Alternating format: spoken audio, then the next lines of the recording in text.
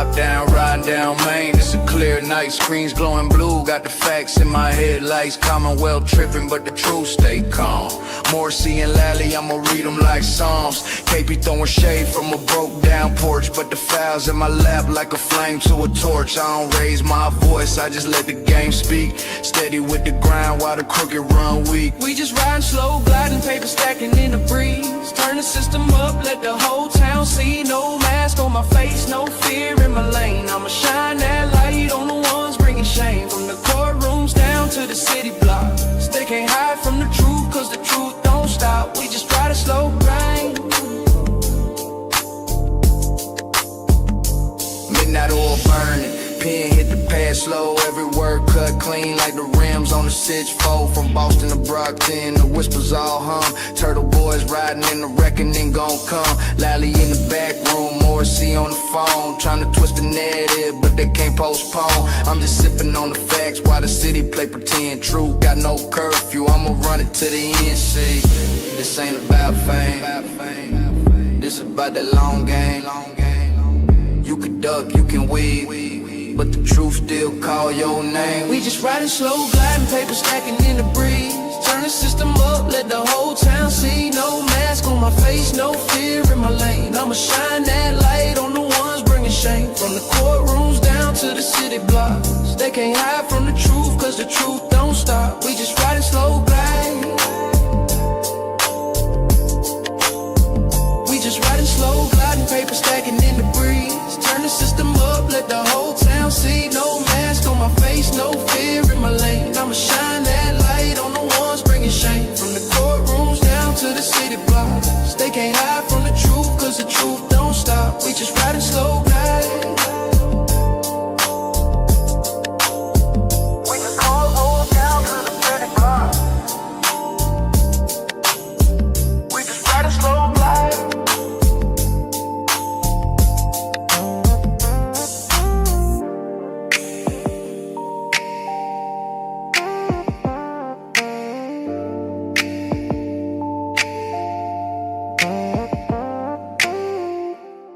My name's Aidan Kearney, known online as Turtleboy, and is a senior editor for TBDailyNews.com. They call me Dr. Turtleboy. It's my preferred pronoun. Daddy. What's up, Daddy? Journalism Jesus. Timothy Kearney. The one and only Turtleboy. Turtleboy. What's up, Slick? The doctor is here. This guy's a bad motherfucker. That's right, the intro. I've broken a lot of major stories. I've been doing it for about 11 years. I used to be a high school teacher. Turtleboy has changed a lot over the years. I was once a blogger, but now I'm much more accurately known as an award-winning journalist, a satirist, and an activist.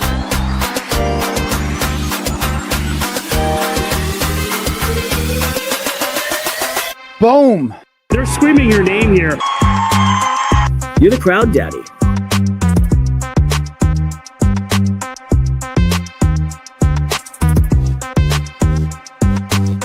Crazy. People either love me or hate me. Listen, Turtle, all right? But either way, they're watching. Don't make such fun of the criminal justice system.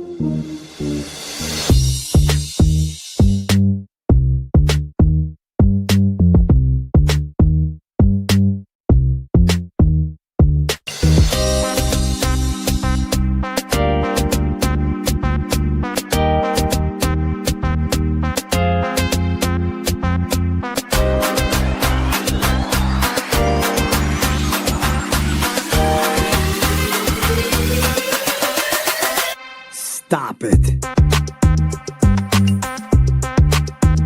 I'm never gonna stop.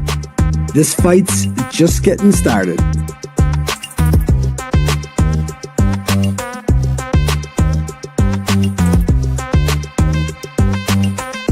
Now let's get this party started.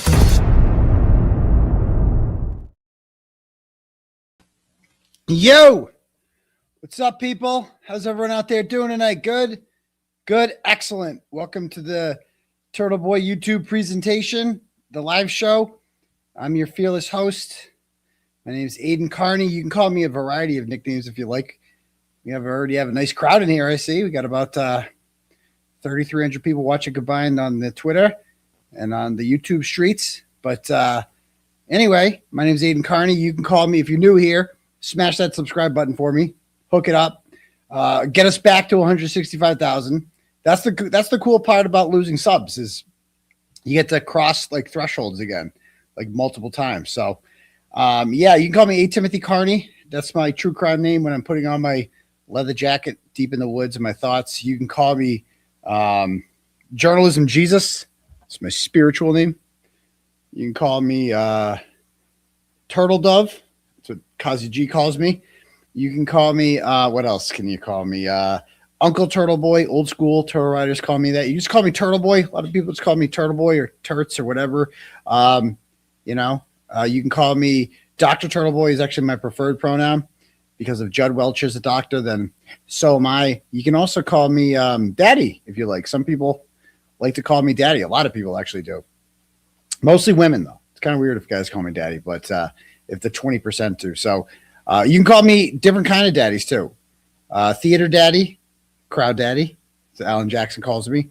You can call me, you know, Daytime Daddy, Brow Daddy, of course, Fridge Daddy or any appliance Daddy, Saint Daddy, Media Daddy, and of course, now you can call me Documentary Daddy, all right, because I'm a documentarian.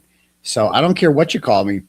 Just be here every Tuesday and Saturday night at 9 o'clock and make sure you smash that subscribe button for me, okay? Hook it up and we'll have a great time. All right. So that's that. Also, if you want your messages, now, you know, no finger blast daddy. We're not doing that. It's inappropriate. Inappropriate. So if you guys want your messages read out loud to the class tonight, you can click at the link at the top for something called Turtle Chat. When you click on that, you can pay whatever you want, say whatever you want.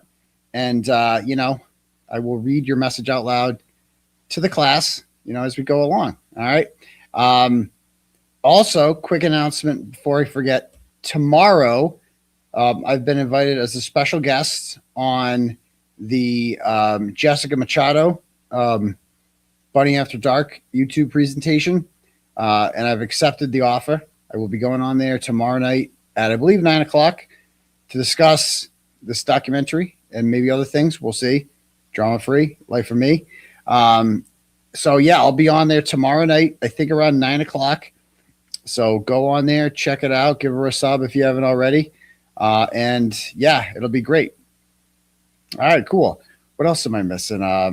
Yeah, so that's that. Let me – we're on Rumble, too. Make sure you subscribe. We haven't got kicked off YouTube in a while, but you never know when we do. So we're on Rumble, too. I see we have 18 people over there. Nice to see the Rumble rats, including the Druid. Awesome.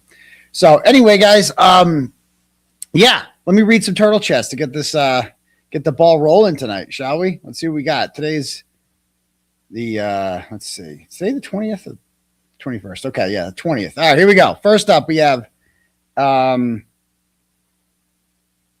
might have read this morning. I can't remember. If not, Mindy sent $10 and goes, when you get a chance, watch Samantha from I Don't Belong Here and Loophole Lawyer from yesterday. Lots of good conversations and nice things to say about you. I did. I watched a little bit of them today. I didn't want to splurge. I wanted to save some more for the gym when I go there. But because it's hard to find a program like that that's like really entertaining. And I watched the whole thing. And, you know, it was good. It was really good. And, or not the whole thing. I apologize. Not the whole thing. Part of it. But what I like about that guy, Samantha's amazing. She covers the case so well. She's a big supporter of mine. I love her father, Joe. He's an old New York sports talk radio guy who just hates the Jets. Or no, loves the Jets, but just, you know, kind of like loves to lose and just embraces the role of like, what a disaster. And Vince from Loophole Lawyer, or Vince, aka Loophole Lawyer, was on there, and they were breaking down what he calls the foreskin room. That's what he calls the forensic people. And just they were analyzing all my texts about Karen Reed. Maybe we'll watch some of that tonight. That was actually really interesting. I might play some of that because I thought that was interesting, the things that they were saying on there. So, and maybe we'll play some of Melanie Little's, Queen Melanie Little's rant yesterday, because it was must see. It was must see, and they're so mad about it. You know, the usual haters. Thank you for Fia Timmy for becoming a member. Get your membership today. Fridays, members only stream. Do it. And, you know, if you want, because they're starting to come for Melanie Little. Like, they've made it very clear there is no criticism allowed. You are not allowed to criticize the status quo or certain people about anything at all. If you do that, you're out. Like literally, quite literally, a cult. Okay. What they accuse us of being, right? They accuse us of being a cult, but like in their world, you can never criticize this one, particular individual.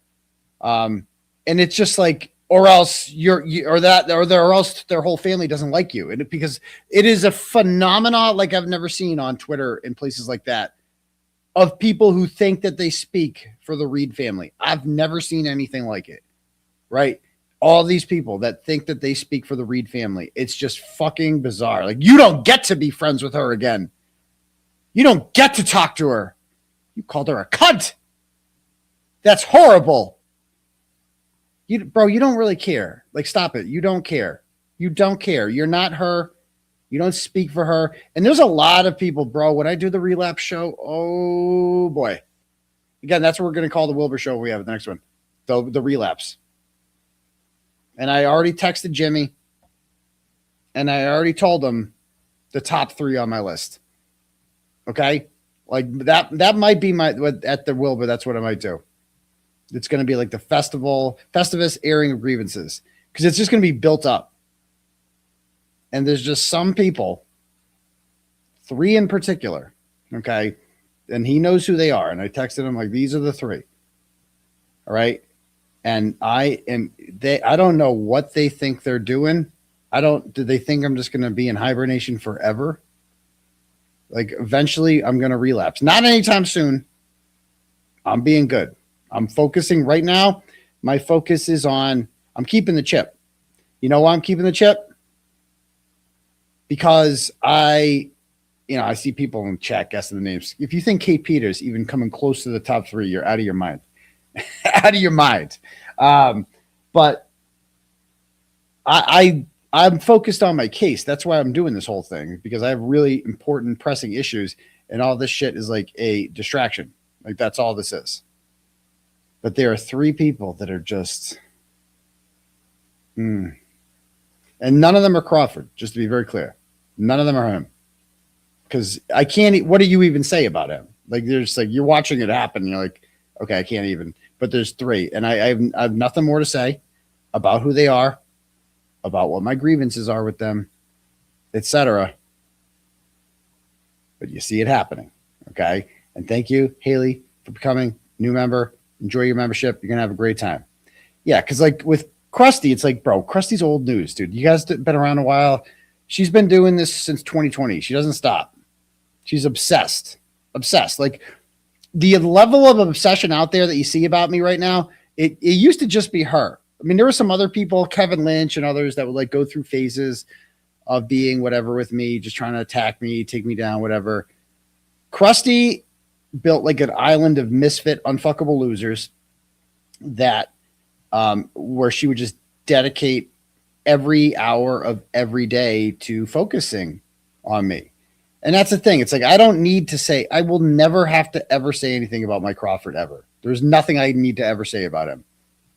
What you're seeing every day is punishment enough for him. Like there's nothing you can say to that. I'm not picking on Jay Brill. Oh, I will never say anything bad about Jay Brill, because that man was essential to the movement. Like I'm just thank God he came up on the panel and spoke, because without him, none of this ever happens, to be very clear. Like that was the guy, thank God for Jay Brill. Same with 𝗏𝗏𝗏𝗏. Like I'll never say a bad word about him. He never missed a standout, anything like that. So, anything like that. Drama edging. Yeah, skating on the edge, but we're not going all the way over. Okay. So I have nothing to say about, what do I say about him? You know what I mean? It's like, you see it happening. Okay. Anyway, we'll see. What else is I going to say? So, yeah, I'll have a lot to say when that comes forward, but Melanie Little, what she said yesterday was therapeutic, and we need to listen to some of it. I think we need to listen to some of it. Lisa sends $10. No, this was from this morning. She said, yard signs, please. Maybe we'll see. Ann sent $25 and says flowers for Friday. Good luck. Okay. So thank you for that. But there will be no court on Friday now. That's the other announcement. It is being rescheduled. I don't know when, hopefully soon. So that's all I have to say about that. This is simply a scheduling conflict that arises sometimes. And I don't know the details. I'm not asking. It's none of my business. But it's just, this happens sometimes. So I was disappointed. Obviously, I was looking forward to this day. It'll be pushed back a week so there is no court on Friday. No court Friday. So that needs to, I did not tweet that out yet or anything like that, but no court on Friday. Date to be announced. Nothing more to say about the details. There were some, the trolls are going to be like, oh, see, it's because of this thing. Nope, it's not. It's a simple scheduling conflict. Oh, wait, but what about this? Nope. That's all it is. So I don't even know the date yet. So anyway, there's that. All right, next up, we have 𝗃𝗃 sends $44. Nice. And he goes, listen, Turtle, great point in your article today that the tall guy with dark hair was mentioned by Higgins in case proof ever emerged that John was in the house as a cover your ass move by Higgins. Yeah, I thought that was like common knowledge at this point. I think most people believe that was the case, that is why Higgins said that.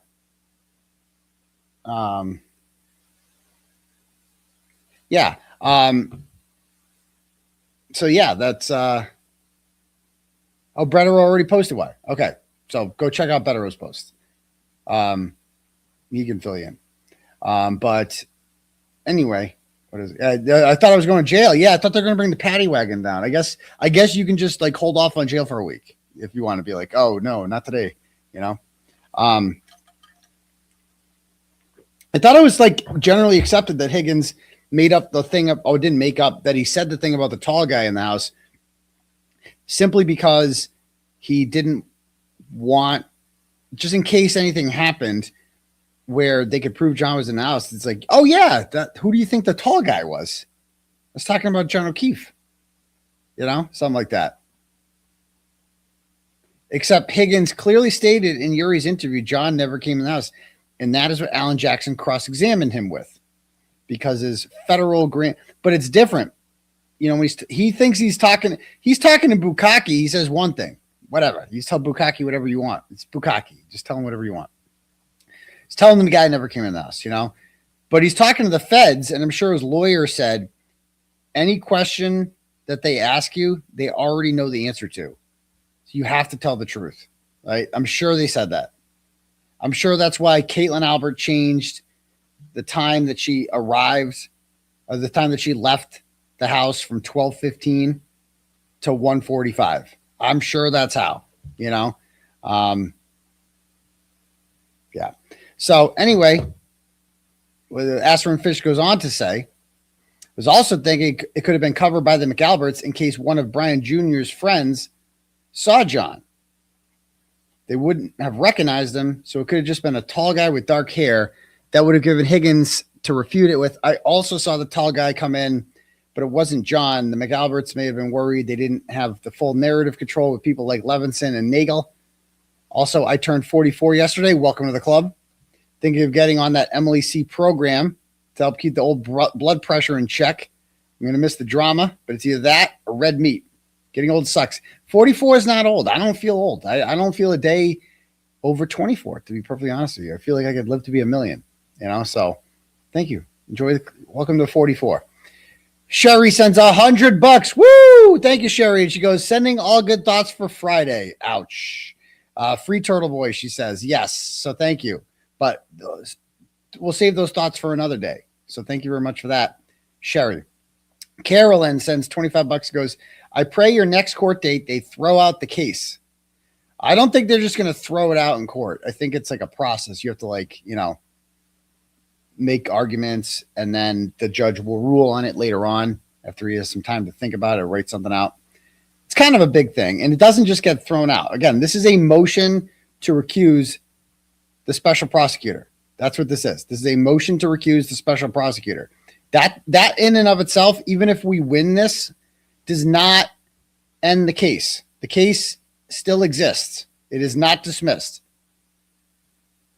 However, at that point, if he is recused, the case will become stateless, as Mark Betterow described it, and there will be no prosecutor assigned to the case, and they will have probably 30 days.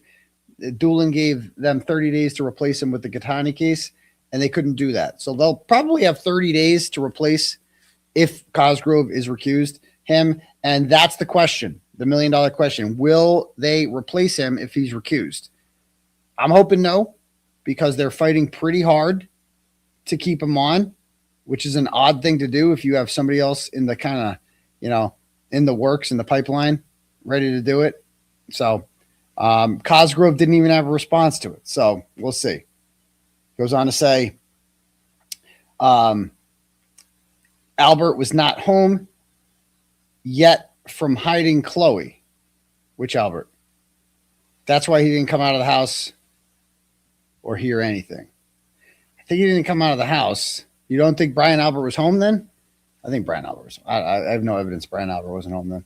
I just think they just didn't want to come out of the house because he might have had cuts on his hand or something like that. That's what I would guess. Megan A sends $10 and goes, can you just say, stop it. Stop it. Stop it.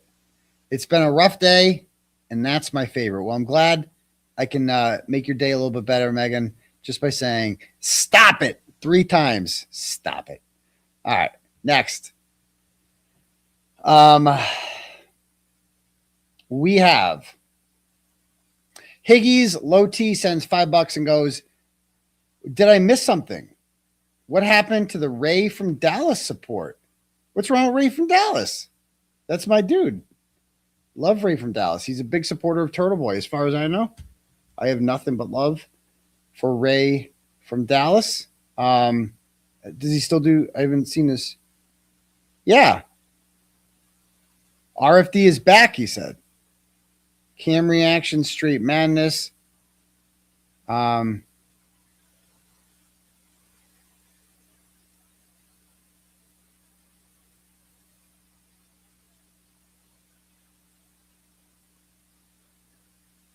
Yeah, I haven't seen I'll have to check him out,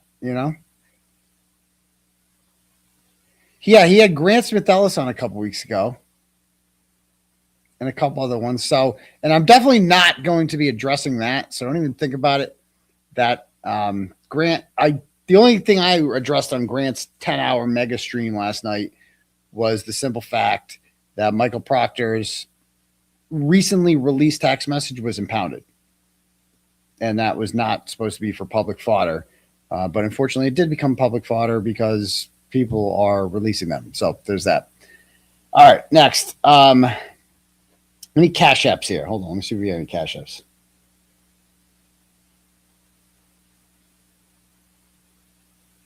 All right. I think we're good. All right. Cash app, by the way, is $ Uncle Turtleboy. And if anyone else wants their messages read out loud to the class, the link at the top for the Turtle Chat is pinned, and you can click on that, and that'll be that. Did he dog walk me in today? I missed that. I missed that if that's what happened. Ray is awesome. Just saw his stream. Yeah, good. Okay, cool. He did a whole Loving Melanie little stream. There we go. There we go. Ray's back. Yeah, Ray's good. Ray will always protect this house. Cool. All right, cool. Anyway, so what was I going to say here? All right. What I want to start with is this new announcement that I'm probably going to be talking about on the Just Machado show tomorrow that you guys might have seen. It was deadline.com. which apparently has over 1 million followers on Twitter, did a story today, did an article. And this is the article in Deadline. It says, compelling pictures sets docuseries and feature on Turtleboy blogger, journalist, tied to Karen Reed murder case. All right. So it says, compelling pictures, the production and financing outfit behind TriStar's Whitney Houston biopic, I Want to Dance with Somebody, has secured the exclusive rights to tell the twisty true story of Aidan Turtleboy Kearney, a key figure in the explosive murder mystery that found Karen Reed twice on trial for the death of her boyfriend, Boston police officer John O'Keefe. Accused and eventually acquitted of killing O'Keefe by hitting him with her car in Canton, Massachusetts, Reed was recently depicted in a Lifetime film and HBO Max docuseries, but up until now, Kearney has never given his side of the story from the perspective of a dogged online journalist who has become consumed with championing the innocence of a woman he felt had been railroaded by nefarious players within the local Massachusetts law enforcement community. Now, this sentence right here about, up until now, Kearney has never given his side of the story. You might say, well, gee whiz, I watch his YouTube presentations every Tuesday and Saturday night.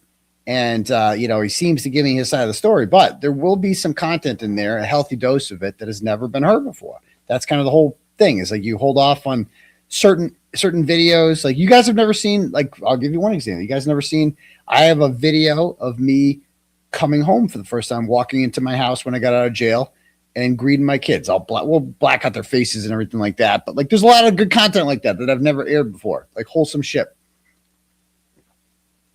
We're going to get real in this documentary. I've been interviewed a whole bunch of times. Other people have been interviewed a bunch of times. Key figures involved in this case. They've done a lot of interviews. So we're going to have even more coming up, and it's going to be dope. It's going to be dope. I'm really looking forward to it. It's going to be fun. And cool. So anyway, back to this. And you'll see the Wilbur show for the first time. That will be the first time that you guys get to see, footage from the Wilbur show. And then afterwards, maybe we'll show the entire thing, like in its entirety, the entire Wilbur show. Yeah. All right, cool. So back to this. And no, she will not be interviewed at all. That I can guarantee you. Kearney is a former teacher and boys varsity track coach based in Massachusetts who began blogging as a hobby before seeing his work turn into something more high profile. Widely known by the name Turtleboy or Daddy, he rose to prominence through his confrontational, anti-establishment style of online journalism. As the founder and primary voice behind the Turtleboy Sports blog. At first focused just on sports and local culture, the blog later became heavily focused on politics, crime, media criticism, and what he has characterized as government and institutional corruption. And ratchets. Also ratchets. Kind of a big thing, but that's okay. Kearney got involved with Reed's case after writing about multiple instances of alleged misconduct by the state police. When the high-profile local criminal case of Commonwealth versus Karen Reed came to his attention, he came to believe Reed was framed for murder, organizing protests on her behalf. Reed's first trial ended with without a verdict when jurors were unable to reach a unanimous decision, except on murder and leaving the scene of a deadly accident causing bodily harm, in which they were unanimously not guilty. Subsequently, in 2025, she was found not guilty of second-degree murder and manslaughter in the death of O'Keefe, though she was found guilty of the lesser charge of operating a vehicle under the influence. You know all that. In the aftermath of the case, Rachel Rollins, former United States Attorney for Massachusetts, praised Kearney for his, I still can't believe this happened, for his advocacy on the social media platform Twitter, writing, his relentless reporting in the face of repeatedly being told by law enforcement that he was wrong and there was nothing to see here cracked this case wide open. It's crazy that Rachel Rollins can give me my flowers, but a lot of people who I have been so critical of over the years. Rachel Rollins, if you guys missed, she was in the Final Four of Ratchet Madness. I forget what year, probably 2020 or 2021. I taught 11th grade history, actually, James, 11th grade. But she has every reason to detest me, and she still gave me my flowers, because she understood that, this guy, he was right about this. There's not much I could say about this, He cracked the case wide open.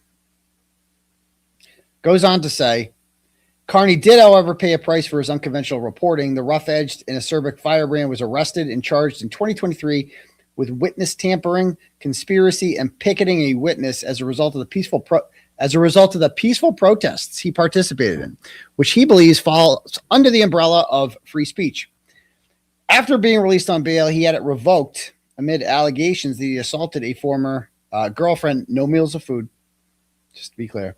Kearney was released in February of 2024, though in 25, a Massachusetts grand jury added 2 counts of witness intimidation against him, related to an incident involving a trial witness.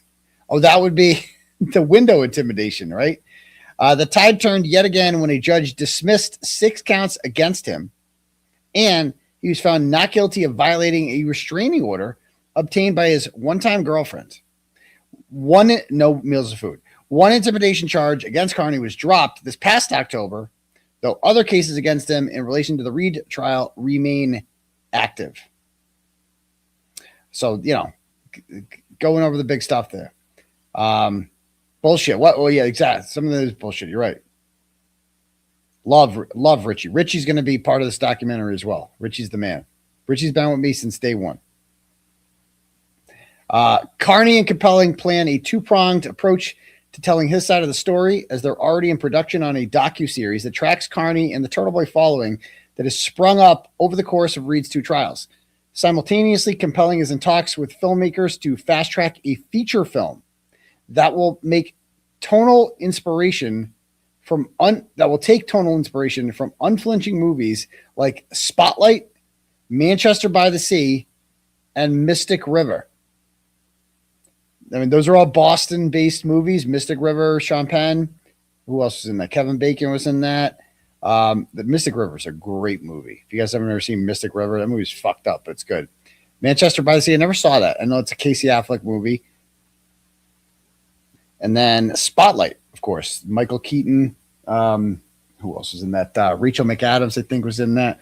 And, of course, that's the one that's probably the most similar to what I did.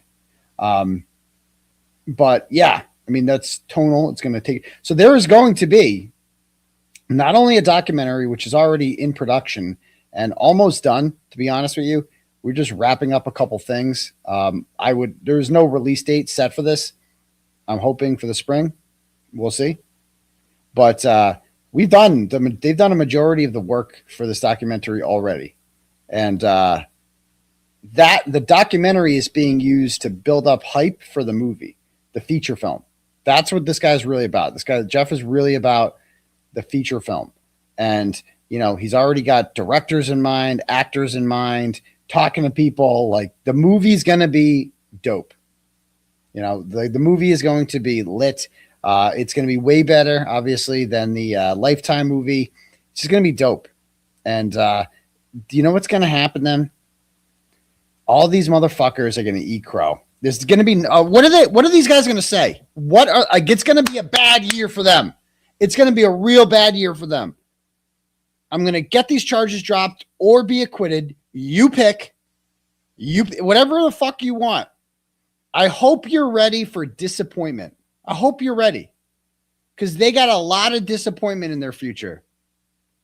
They've been trying to stop me for years. I was listening to the 20-hour Lily Spaces today, and 𝗃𝗃𝗃 was on there, and somebody asked her, I think it was Larry Legend, was like, "You've been trying to take him down for years, and what have you accomplished?" And she's like, "Look at him. He's divorced. He doesn't get to see his kids. Bitch, I see my kids every day. What you talking about? What you talking about? They sleep here and shit. We're watching a game the other day. What are you talking about? I don't see my kids. I love my fucking kids. If that's all you got is like me, literally from a person whose 2 kids call someone else mom. How about that? They call someone else mom because they were taken from her, taken by the state. No choice, because she abused them. And you have all these people out there enabling child abuse every time they're cool with that. And with me, you can't say anything like that. You got nothing on me. You got absolutely fucking nothing except love. That's it. Awesome. So, I mean, it's going to be a bad year for them. And I think Larry Legend was pushing her about that and was like, how have you taken him down? Like, how have you stopped him? Like, what? And then she's like, I did this. It's like every night. Like, how many live viewers we got right now? Okay, we got 8,100 on Twitter and YouTube combined, over 5,000 on YouTube alone. Right? On a Tuesday night, 9:30. It'll probably go up to probably get over 10, 12,000, whatever. That's live. That's not even, that doesn't count the replay and shit. Like, I make a living doing this, a healthy living too. It's a nice living I have. And he rents a room. No, it's a whole house. I have like a whole house I rent here. And just because, a very scorned former person who's been in this house many times before wants to tell you things about the living situation doesn't mean it's actually true. Yeah, it's not a forever home. It's fucking temporary, right? But it's a fine place to live. It's in town. It works. And I'm going to buy a house. I don't know when I'm going to buy a house. Actually, I put in an offer for a house this week. Didn't get it. You know, we waited too long. But we're going to get the next one. It was like, I'll tell you one thing. I was looking at this house and it was like, it was an awesome house, dude. Fucking awesome house. I'm like, I want this house. But it was like on a main street, like far away. Right. So it's like, I was just adding 6 or 7 minutes onto commute for everything. And I'm like, it totally drove down the value of the home, but I wanted it. After a while, I'm just like, you know what? Let's fucking put an offer in. If I had put that offer in 2 weeks ago, I would have got the fucking house, but I didn't. So someone else got it. That's okay. I'll get my own house. We'll be good. So it's going to kill it, especially when the movie comes out, especially when the documentary comes out. Like, I hope they realize that's happening. Like, just keep telling yourselves it's not going to happen. Keep telling yourself it's not going to be on a major streaming service. Go ahead. Tell yourself that. Let's see how that works out for you. Invest in a Turtleboy loss. It will not end the way you think it will. All right, back to this. Jeff Caligari from I Want to Dance with Somebody and Dennis O'Sullivan from Bohemian Rhapsody will produce the feature and the documentary, with Emmy Award-winning, by the way, Stephen Garcia serving as executive producer on both projects. Dennis Casale and Matthew Gallagher will also executive produce alongside Garcia, with Braden Joe and Mark 𝗄𝗏, my private investigator, co-producing. On the impetus for taking on these projects, Caligari told us, "This story hits close to home. My cousin Brian was John O'Keefe's friend and former partner in the Boston police force. Having followed the case since soon after the tragic incident took place, our aim to shine a light until the entire truth is shown. Aidan's perspective on this American tragedy as a citizen and journalist allows the unique opportunity to see it from all angles. We are eager for the audience to follow that through line to where the still emerging facts lead." I like it, man. You know, that's great. So remember, this is the guy that they told you, oh, he's going to bring this person into your documentary. Nope. That turns out that was all a lie. All of it was a lie. Turtleboy. This is a documentary about Turtleboy. This is the Karen Reed case through the lens of Turtleboy. That's the perspective that he wanted to go with. That's the perspective that he found most interesting and compelling pictures to tell, because, you know, I mean, you might want to hear it. Like, we've seen it through Karen's perspective. We've seen the documentary that she did, Body in the Snow. And, you know, it's good to hear from Karen and it's good to hear her perspective. But now we're going to hear it from another perspective. We're going to hear from my perspective as far as how did this case come to be, right? Because this did not just happen on its own. I was listening to the 𝗫𝗏 interview the other day, and I played it on here. And who played it? Was it Melanie that played it yesterday? And it was just like, you know, Karen and Alan were talking about the crowds outside and how they got there, and there was a groundswell of support and et cetera, et cetera, et cetera. But now we're going to find now it's time to talk about why that happened, and not just on a YouTube channel, on a major documentary, because that's the truth. That is the truth. That is what happened. And all those people down there, you know, you go down, like Jeff was like, and even the sandpaper people, they told Jeff that we go around here and we ask people, how'd you find out about this case? And they always say the same thing, Turtleboy. And people are like, no, well, I found it on Emily D. Baker. Yeah. Okay. How do you think it got big enough that Emily D. Baker was into it. Emily D. Baker didn't cover. She's great. Lawyer, they're great. They didn't do any of the pretrial stuff. They might not have ever heard of this case before had I not built up the hype around it. That's what I did. We don't know. I have no way of knowing how it would have gone had I not done this. All I know is one thing is what Alan Jackson said when he did his most recent interview with Billy Bush. When he first came on in September or October of 2022, there was just a couple cameras there. That's it. Not much. After I wrote about it on April 18th, 2023, boom. Everywhere. They were everywhere. So, yeah. So that was pretty dope. It was on Nurse Kim. I watched it, actually. Nurse Kim. I think that's where I watched it. So there's been a lot of good content out recently. So anyway, back to this. Kearney himself said, journalism is not a crime. At least it wasn't until I began investigating and writing about the cover-up of John O'Keefe's murder and the subsequent framing of Karen Read. For 15 months, the Commonwealth and the people responsible for John's murder got away with what they were doing because it wasn't getting much attention. That all changed after I started covering the story, which is why it had to be stopped. I look forward to providing new insight and detail about my coverage of the case that has never been told before. Industry vets Caligari and O'Sullivan formed Compelling Pictures in 2019 with the Whitney Houston biopic I Want to Dance with Somebody as their debut release. Currently, they're in post on the collaboration and adaptation of the 2023 Broadway play starring Paul Bettany and Andy Warhol and Jeremy Pope. Okay, they're also currently prepping the Emily Blunt-led romance Walk the Blue Fields to be directed by Brooklyn's John Crowley. Yeah, I mean, every time I talk to Jeff now, he's in Ireland shooting an Emily Blunt movie out there. Nah, that's the one he's doing right now. So this is like real. This is Hollywood, man. This is real shit. This is real shit. I mean, these people have a lot of money. These people are investing in this shit. They believe in it. They believe in it.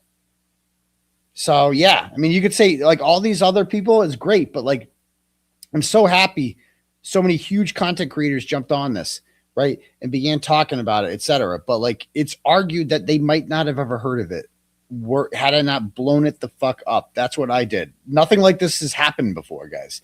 Like, can anyone name a single other case that just blew up because one person just wouldn't shut the fuck up about it and wrote articles, wrote 500 something articles, did all these shows? Can you name it? Is that narcissistic to say that? Because that's the fucking truth about what happened, people. That is a fact.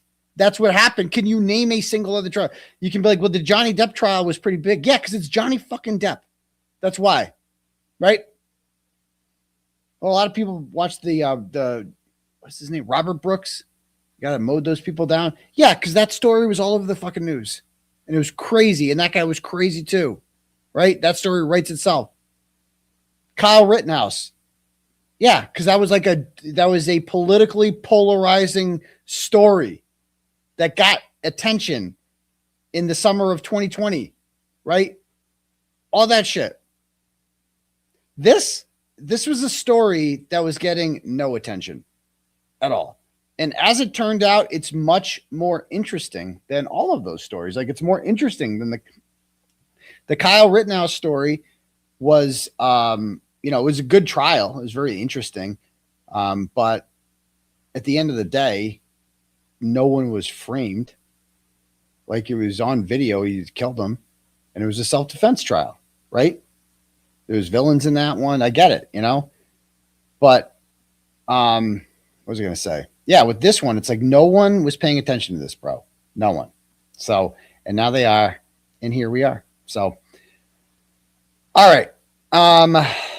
Cool. So what was I going to say? So that's that.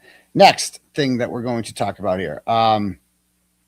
Let's jump into the Higgins thing. Again, if anyone wants their turtle chats read out loud to the class, click at the link at the top for turtle chat. Or you can cash at me at $ Uncle Turtleboy. I have a few of them on here I need to read. I will catch up on those after we go over the Higgy stuff. So, or cash at me at $ Uncle Turtleboy, and we can do it that way. All right. So thanks to the FOIA queen, attorney Corey Hopkins, who I'd love to get on my YouTube presentation sometime. She got a hold of the Higgins interview with Bukkake. This has never been seen before. This has never been released. I've seen part of it just because Karen Reed sent it to me, but I've never seen like the whole thing. And it did exist. We never read the Higgins interview with police, but it came out today. So let's read it if we can here. All right. Actually, I have it all.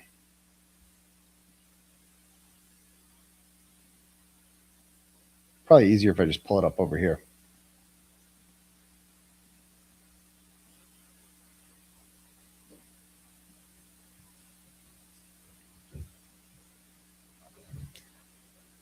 Huh.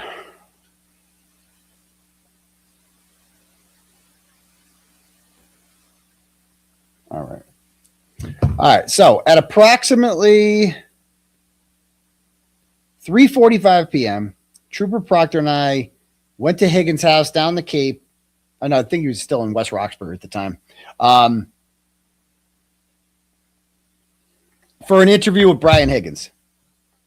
Through our investigation in the death of, I'm going to zoom in a little, of John O'Keefe, Brian has been identified as a witness present in the group of friends at the Waterfall Bar and Grill. He also was one of the friends invited back to 34 Fairview Road in Canton following the bar closing for the night. It was a witness to events inside the home. Events? What were the events inside the home? What events? What events is he talking about? What events existed inside the home? That's an interesting, and pick up on that now till I read that. What events took place inside the home? You know? Goes on to say, the following is a summary of information requested and provided by Brian during the interview with Trooper Proctor and me in the presence of his attorney, Michael Donatelli, whatever. So why the hell did Higgins have a lawyer with him on February 3rd? Why? What did he need a lawyer for? Anyone?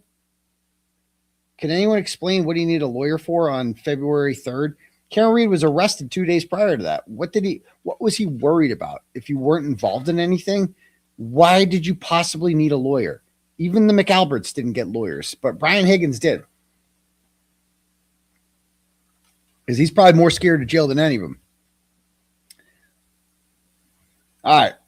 Brian began by saying that he met John and Karen at the same time approximately 1 year ago at the Waterfall or the Hillside Pub.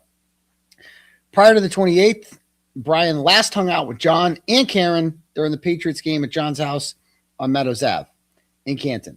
John invited Brian to watch the previous few games, but Brian had been declining the invitations and not visiting the home.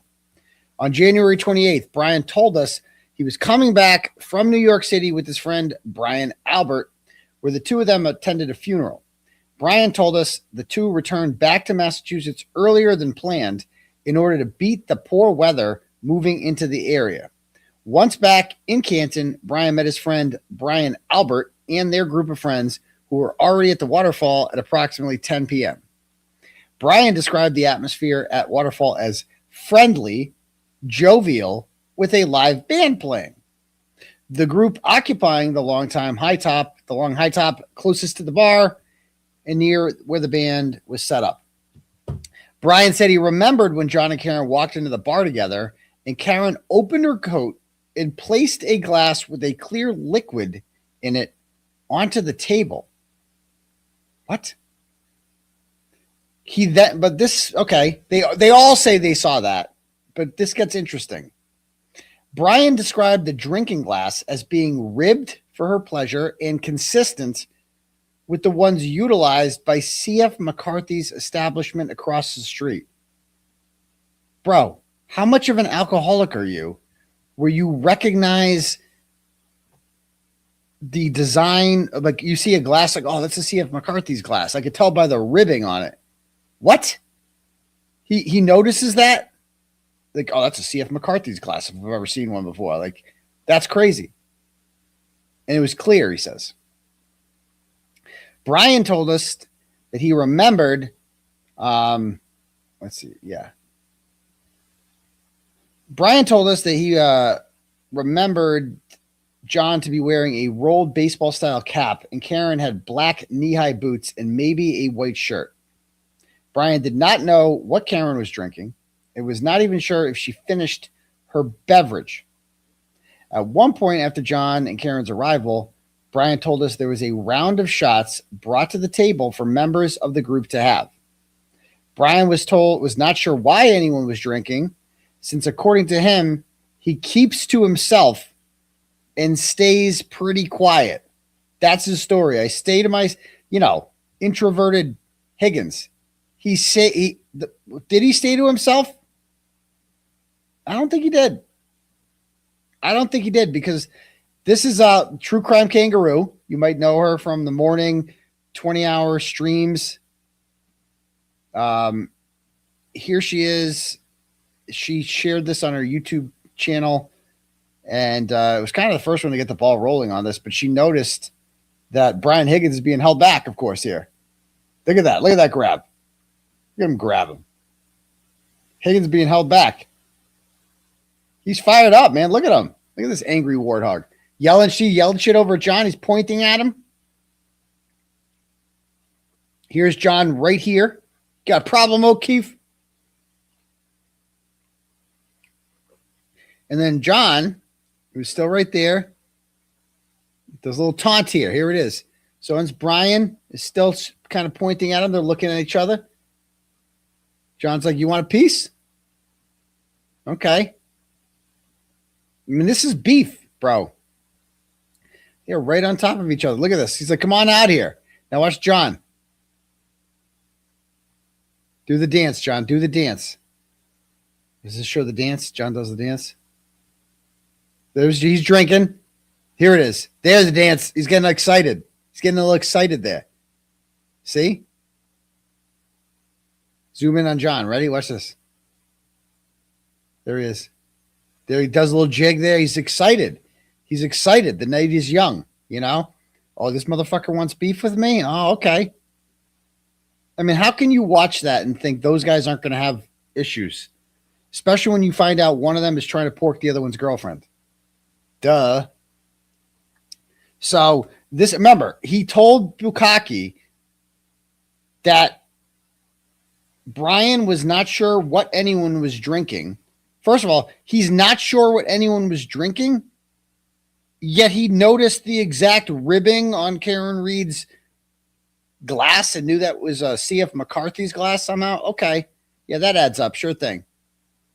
Right. Anyway, and he also says he keeps to himself and stays pretty quiet. Didn't seem very quiet right there. Didn't seem like he was keeping to himself there, did he?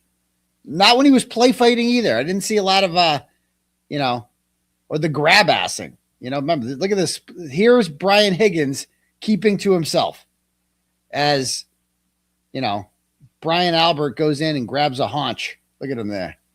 Give it a nice little squeeze there for his pal. Okay. Anyway, back to this.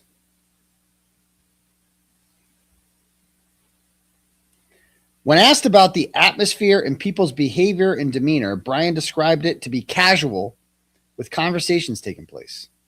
Everyone was in a good mood, especially when Karen and John and Brian, especially Karen and John.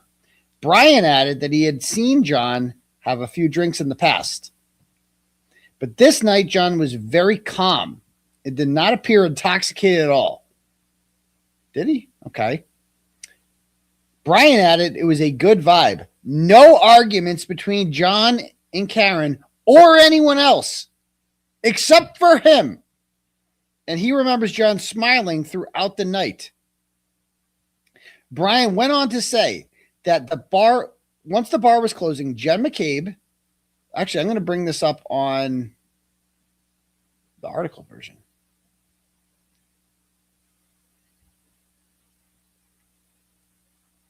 I know it's a little blurry here, but it says, Brian went on to say that once the bar was closing, Jen McCabe invited everyone in their group of friends back to Brian Albert's house. At the time, Brian stated that he only knew that he himself was going back to Brian's home at 34 Fairview Road, but he did not know who else was coming. He also stated that he was driving his Jeep that evening, which was equipped with a snowplow. Brian said that he was the first to arrive back at 34 Fairview Road. And as a result, he cleaned out a space for Brian Albert and his wife Nicole to park the vehicles that they were driving in the driveway. Why do they lie about little shit? Why do they lie about little shit? He didn't need to plow out a space in the driveway because less than an inch of snow had fallen. It was barely snowing at all at that point, right? The storm was just beginning. So why would you lie about that? Why would you say that? You know, I don't get it. He also said he was the first to arrive. And it's like, does that make the biggest difference in the world? No. But this was Caitlin Albert's interview in July of 2023, a year and a half later. Caitlin Albert said that shortly after getting to her parents' home, Brian Higgins arrived. So she says she got there before Brian Higgins. Brian Higgins said that he got there before all of them. So who's lying? And what are they gaining from this lie? Like, why do they lie so much about everything? So it says, subsequently, Brian stated that he parked his Jeep on the road along the property closest to the driveway on the left side facing towards Chapman Street. At this time, there was no other vehicles in front of his Jeep. Brian stated that once inside the home, he observed Brian and Nicole Albert, Nicole's sister Jen and her husband Matt, as well as Brian and Nicole's children who were home at the time of everyone's arrival from the Waterfall Bar. So yeah, just a lot of stuff isn't adding up there. I don't know what's up with all the lies. We've already seen that one. All right, next part of this.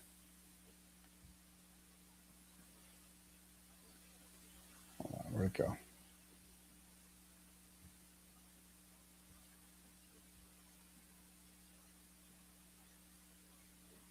Yeah, and remember, he said he parked, of course. I still don't get the lie about, to this day, this is one of the great mysteries of this. Why did they lie about where the white Jeep was parked? The white Jeep was not parked where he said it was. Ryan Nagel, Richie D'Antano, and Heather Maxson all said that there was no white Jeep there. Why was there no white Jeep? Why did they say that? So why can anyone in the chat tell me the answer to this question? I don't know. Why did they lie about the white Jeep? Why? And where was he really parked? Was he in the driveway? That's the only plowing he knows how to do. Yikes. Yikes, zing. He is a warthog.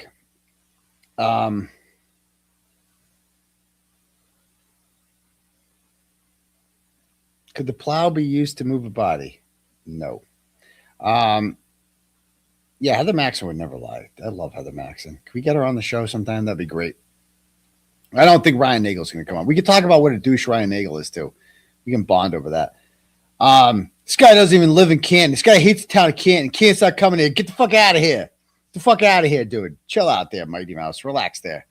I liked you more before I heard you talk there, Ryan Nagel. I don't think the Jeep is even there, but why would he lie about it? Because does anyone know the answer to this? Yeah, Karen would have backed into it exactly if she hit John. The momentum, she would have crashed right into that thing. So why lie about it?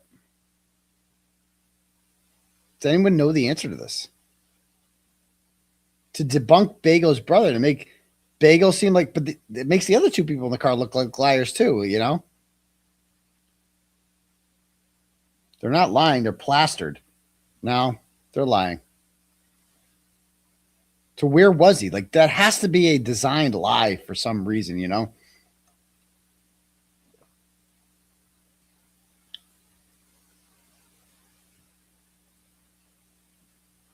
The plow hides John's body.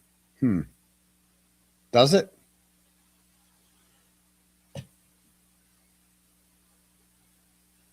I don't know. Oh, thank you for gifting the membership there, Miss Jenny J. Appreciate that.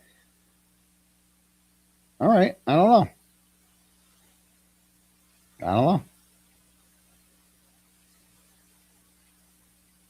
Nobody knows. So nobody knows the answer to this. Wow. All right, back to this. Number 7.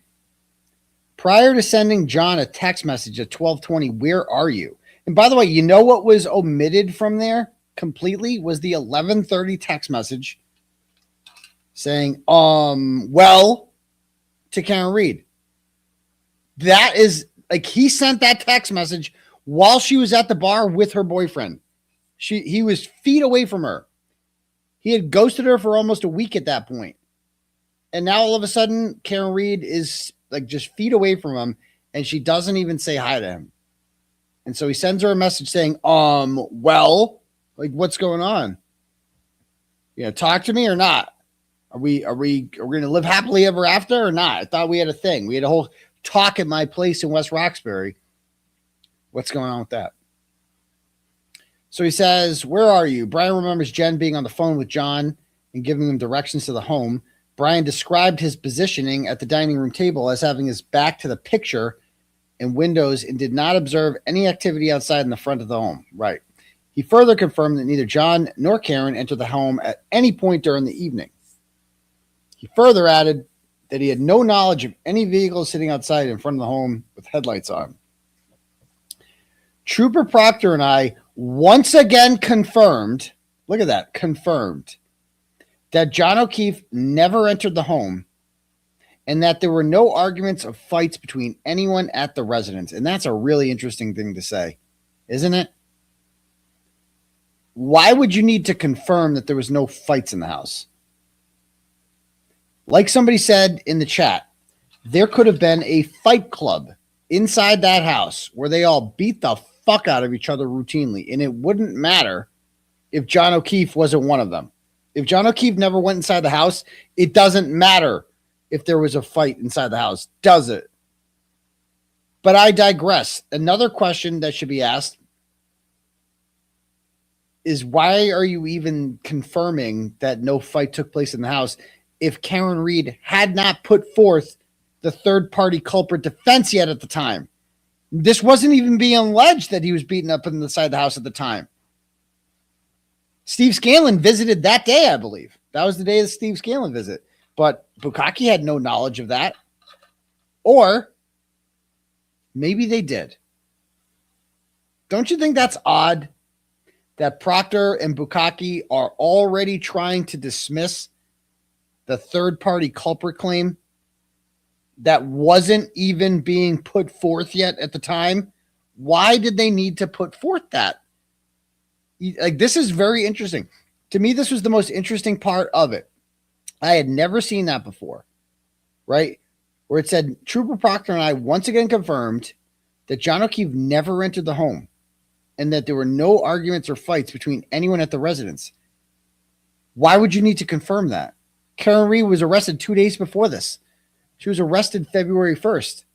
You already cracked the case. She hit him with the car, right? You guys cracked that case in about 5 minutes. You're like, it was her. You didn't even consider them going in the house.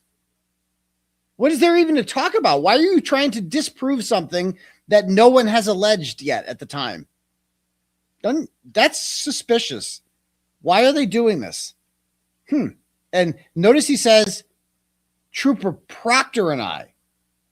What? I thought Proctor's name isn't even on this report. It's just Bukkake. Where'd he come from? We directed Brian's attention to him leaving the home, to which he stated he walked to his Jeep and did not observe anything unusual surrounding the home. First thing here is they don't even ask him what time he left. What time did you leave? We don't even know that. And why did you leave so early? Why did you go to an after party and just leave so early? Goes on to say, Brian went on to say that the forecasted blizzard was moving into the region and that he was concerned about the plow operating properly. Oh my God. and didn't pay too much attention to the lawn behind the snowbank. So all of these people have an excuse for why they weren't looking at the lawn where a gigantic black blob of a human being was located, as Julia Nagel called him. He did not pay attention to the lawn behind the snowbank. Pardon? What snowbank? Why is there a snowbank if less than an inch of snow is fallen and no plow? You know where snowbanks come from? Plows. That's where snowbank. They plow it up and they form snowbanks.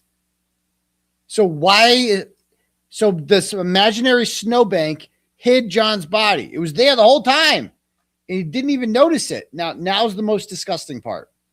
This was the part I wanted to puke at when I read this. He said, Brian became emotional while sharing with us that he wished he saw John on the ground and in the snow so that he could have provided first aid and possibly saved his friend's life. Disgusting. Disgusting what these people do. He wishes, like they all said that. Brian Albert's like, I wish I did. I wish I did. No, but shut the fuck up. You guys killed him. Brian Higgins. You guys murdered John O'Keefe. You know what you did. You guys might have gotten away with it because you got these joke detectives looking into this. You guys murdered him. Okay, Higgins, I hope you know that. For the rest of your life, wherever you go, people are going to look at you. I got people send me a picture of you at Higgins at a funeral in Cambridge like a week or so ago. You know which one you're at. People were taking pictures of you there, sending it to me. Wherever you go, people are going to take your picture and be like, oh, there's the motherfucker that murdered the cop. Because no one believes your story. No one who matters believes for a second that you did not see a dead body there. No one believes, and it's disgusting. I'd never heard, you didn't, I don't think he testified to this. They're like, I wish I saw. That's my good friend. I would have jumped out and saved him. It's like, motherfucker, you didn't see him because he wasn't there yet. But y'all put him there later on, didn't you? Didn't you? He goes on to say, Brian confirmed that he did not see John and traveled directly to Canton PD in order to fulfill some administrative obligations. Again, we've been over this, how ridiculous this is. Administrative obligations, pardon? What exactly were you doing there? They don't ask him, like, what administrative obligations? What are you talking about? Well, again, what's this one? You were asked the question, quote, did that male come inside the house? You answered, I believe he. So he said, oh, this is my favorite. So remember, he said that John O'Keefe never came in the house. But that's not what he told the feds. Did. Question, so you saw someone else come? Answer, somebody else. Yes. Correct? Yes, but I also said that I wasn't paying attention. I realize that you want to explain your answer. I've asked you a very simple question. Was that your testimony in front of another proceeding? Yes, it was. At another proceeding, which you were under oath? Yes, it was. Okay. You also said that you only remember seeing that person come in briefly. And it looked like he was having a conversation with the two girls briefly, correct? Yes. You were asked how long was the person in there roughly, and you said it was quick. Less than a couple of minutes. I mean, it was quick, correct? Yes. And then you were asked what he looked like. By the way, so this person he saw in the house was in there for a couple minutes. That's it. And that, so that eliminates, if this person, this mystery person, was only there for a couple minutes, that couldn't be Brian Albert Jr., Brian Albert Sr., and Matt McCabe, none of them, because they were all there for longer than a couple minutes. So who was this mystery person? And you said, I feel like they were a little bit taller. They had dark hair, correct? Yes. So you testified that a tall, dark-haired male came into the house at least briefly in your testimony, correct? Yes. Like when I heard this, I was driving to New Jersey for a wedding and I was listening to this in the car and I was like, what? I had never heard that before. He told the federal grand jury that a tall, dark-haired man entered the house for a couple minutes. If it was Tristan Morris, he would have said Tristan Morris. If it was Colin Albert, he would have said Colin Albert, right? Because John wasn't there yet. Because John never came in the house, so it doesn't matter if Colin Albert is in the house or not, does it? It doesn't. Approximately when in the timeline of events did that unidentified male enter the residence? I don't know the time frame. It would have been while I was there. When you gave your statement to the Massachusetts State Police, Oh, he did say he wished he had. Okay, you got it. didn't tell them about a tall, dark-haired male coming into the residence at 34 Fairview, did you, on February 3rd? I don't recall. You were specifically asked by ADA Lally when you testified before the state court grand jury on April 28th, 2022, who else was present, correct? Yes. And you never mentioned a tall, dark-haired male coming into the house, did you? No. Nope. However, on June 1st, Why not? 2023, at this other proceeding, you were specifically How come Alan Jackson didn't ask him why not? That would be Mike. Why not? instructed at the start of your testimony that it was a crime to give materially false statements in that proceeding, correct? Yes. And that's the proceeding in which you admitted that there was a tall, dark-haired male who came in the house. Yes or no? Yes or no? It was that proceeding. Can you answer that, yes or no? No, I can't, Your Honor. Next question, Sure. Mr. Jackson. Saves him. Can you? No, I can't. Next question. Why not? So, my opinion, and a lot of people's opinion, he made that up because it was John O'Keefe, and just in case, his lawyer told him, like, the feds don't ask you questions they don't know the answers to. If they ask you if John O'Keefe's inside that house, they already know he was. They're seeing if you're lying. So he's like, he thought he could get sly, and he'll say, well, it was, I was just,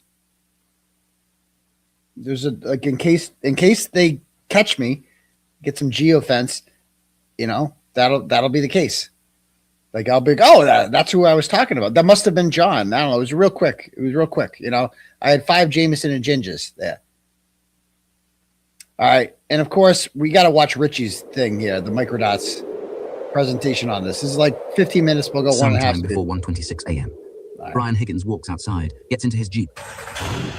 1:27. Never sees the body of a man over 6 feet tall lying directly beneath the flagpole. Never. Despite it being illuminated by the powerful plow lights mounted on the front. Never sees it.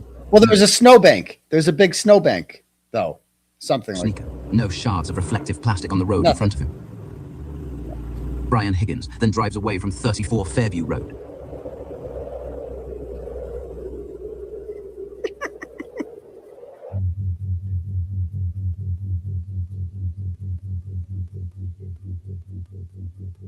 Love microdots.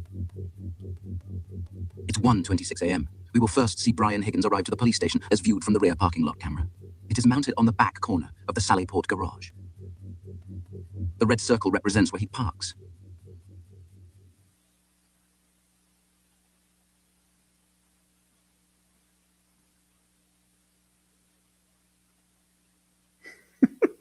He probably does. He exits the vehicle.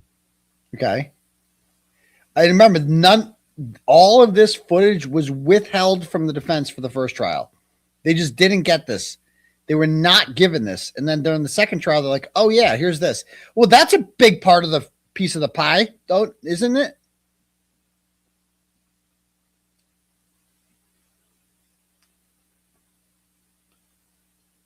So there's Higgins waddling around. The surveillance video picks up his iPhone's true depth facial ID camera, scanning his face. This means he's looking directly into his device.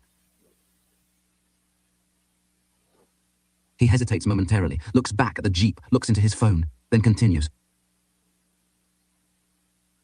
That's true. While he's outside, Brian will be using his phone quite a bit. Next, we see him pass in front of the small island containing a tree and a light pole. The camera is mounted here.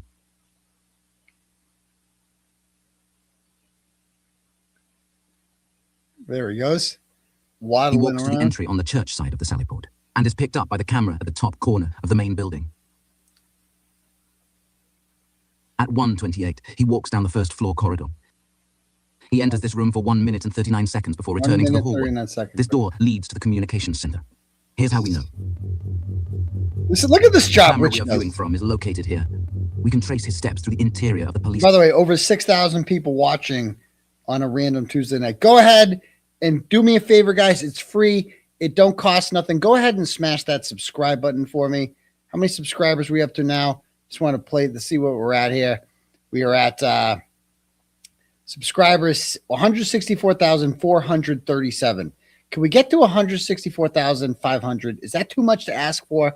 I bet you 100 of you right now watching haven't hit the subscribe button. Do that for me now, please. Thanks. Back to this. Station, entering the first floor corridor and then moving directly to the comm center. The comm center is manned at all hours. Oh, there's me. It would be the first place you go to find out if anything unusual has been reported, like a woman calling to say she dropped her boyfriend off at a party and hasn't heard from him since. And it's just on the other side of that glass. We attempted to decipher the words written on this sign. I believe it reads authorized personnel only. He takes a quick look down the hall, perhaps to see if anyone is present. First of all, that's a good point by Richie, that like one reason for him to stop by there and be like, have you received any phone calls about a missing person? You know, like has Karen Reed called to report her boyfriend missing it? No? Okay, cool. We got time. Then takes a right and moves out of view of the cameras. From here, he could have taken one of 3 doors. To his left and right are offices. Straight ahead is an entryway which leads to the front wing of the building, with also a stairwell that he could have taken to go upstairs to the 2nd floor. Here's the 2nd floor layout. If he did come up here, he would have exited the stairwell at this point, and based on the timeline, he certainly had the time to do it. The station seems to have numerous cameras in place inside and out. It's peculiar, then, that the exact footage that would show us where Higgins went for those crucial minutes is conspicuously missing. Are we really expected to believe there are no security cameras operating inside the communications center, the very place where police interact with the public face-to-face through glass every day? And not a single other camera in the building that could show us where Brian Higgins went. Not one. These officials have proven their willingness to tamper with and withhold crucial evidence. Therefore, it's just as important to consider what was not provided as it is to examine what was. 4 minutes and 36 seconds later, he reappears in the main corridor and proceeds to leave the same way he came in. He just reached into his pocket for his phone and now has it in hand. But he waits. The second he steps outside of the building. Just think about this. This guy just was involved in a murder. He was just involved in a murder. Think of what's going through his head right now. I pray these mofos see John in the nightmares every night. Exactly. Like this guy just was involved in a murder. And he is just walking around right now, an hour later, just immediately going into cover-up mode. Again, you couldn't kill someone with better people around you than murder police with Brian Albert and this guy, Brian Higgins, who works in the Canton Police Department, and the police chief is in love with him, Ken Berkowitz. He starts using his phone again. It's already up to his ear. It's worth noting he stayed off the phone while inside, at least from what we can see, meaning he likely placed a call as soon as he had privacy again. Higgins enters frame right and approaches the Jeep, still with the phone to his ear.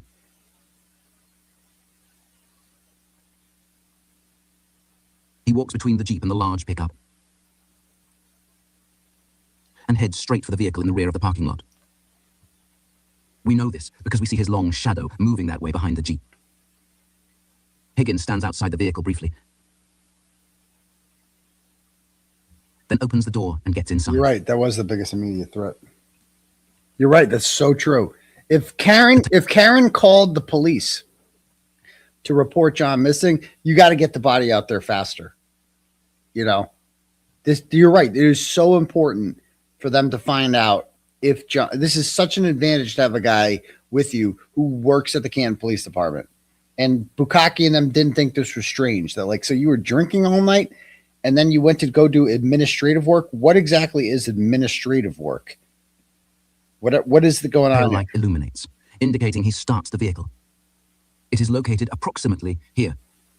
He first turns on the windshield wipers, then rolls the driver's side window down to clear snow, allowing him to see. We speed up the playback while he sits inside. He moves the vehicle off screen left. Yeah, okay.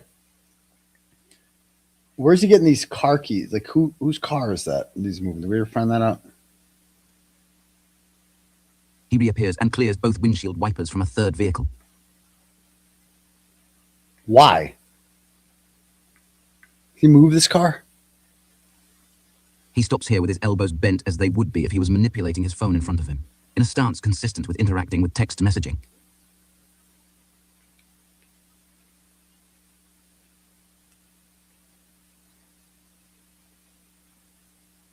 He focuses on his device for about 18 seconds,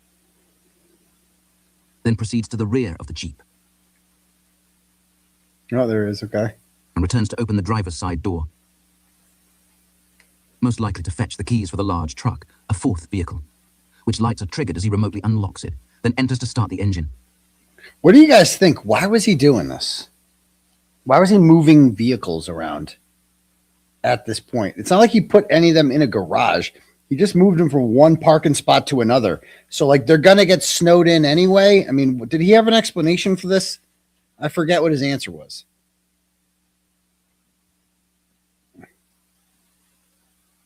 The lights flicker again when he opens the door. The truck is now on and idling, with the driver's side door still slightly open. He rolls the vehicle forward a few feet, deeper into the parking spot. What's he doing? He's up to something. Alibi? He opens the passenger side door of the third vehicle, reaches in. Oh, okay. So he reaches in. Then walks back to the Jeep. And seems to do the same thing there, opening the door momentarily.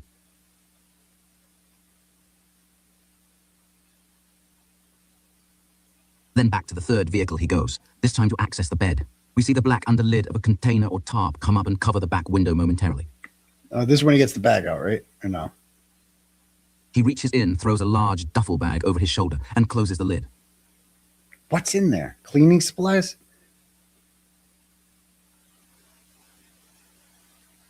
The bag appears to be very large. He opens the driver's side door of the Jeep.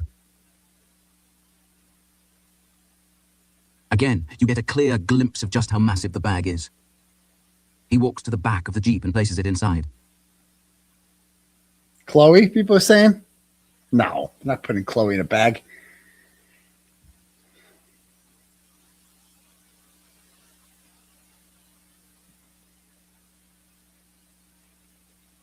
Bloody clothes. Then starts up the vehicle and closes the door. Returning to the third vehicle, he opens the passenger side door. He's looking for something towards the back seat.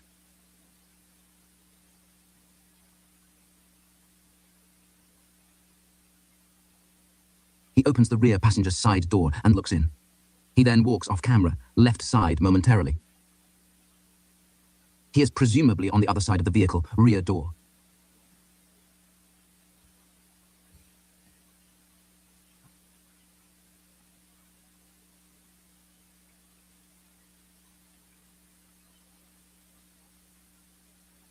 The bag is in his Jeep now. So he's taking He the bag. returns to the Jeep yet again to do something. Then heads back to the third vehicle. What the fuck is he doing? He only moves one car. That's right. The one that was parked in. What is going on here?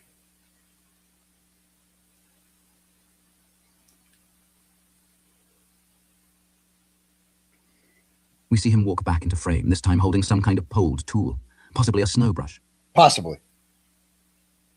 And why does he need? However, he does. Why is he brushing off? I thought about this one too.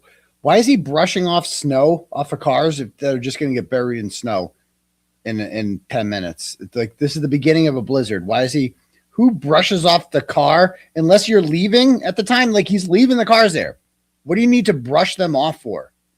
I don't get that either. Use it on any of these vehicles. He puts it inside the Jeep, gets in, and readies to leave the premises.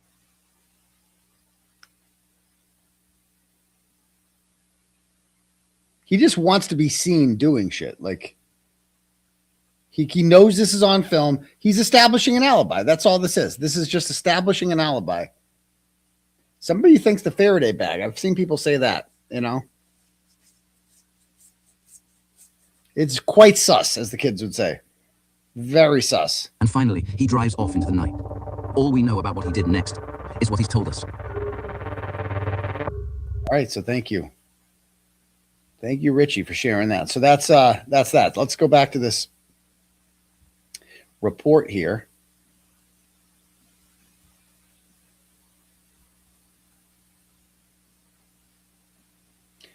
All right.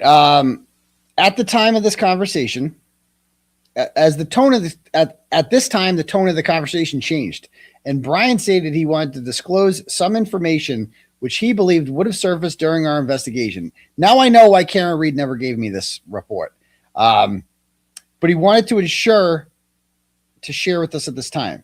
He stated that he had taken the liberty and extracted text messages between his phone and John O'Keefe's, as well as his phone and Karen Reed. He doesn't mention, though, he explained that the reasoning behind these actions, as he explains some of the events that had transpired between the three of them. Trooper Proctor has the complete digital copy of the data from Brian's device, which he voluntarily provided to us. So he doesn't mention that his buddy 𝗪𝗗𝗄, his best friend, he's my best friend. He's my best friend, Right. So his best friend, Matt 𝗪𝗗𝗄 at the FBI, his former agent buddy there, illegally helps him use federal, equipment. I'll play this part right here. To extract these, where'd it go?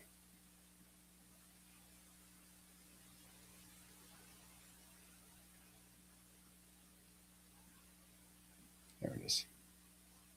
Yeah, he's my best friend. Yes. And he's a special agent with the FBI. He's my best friend. No, he's not.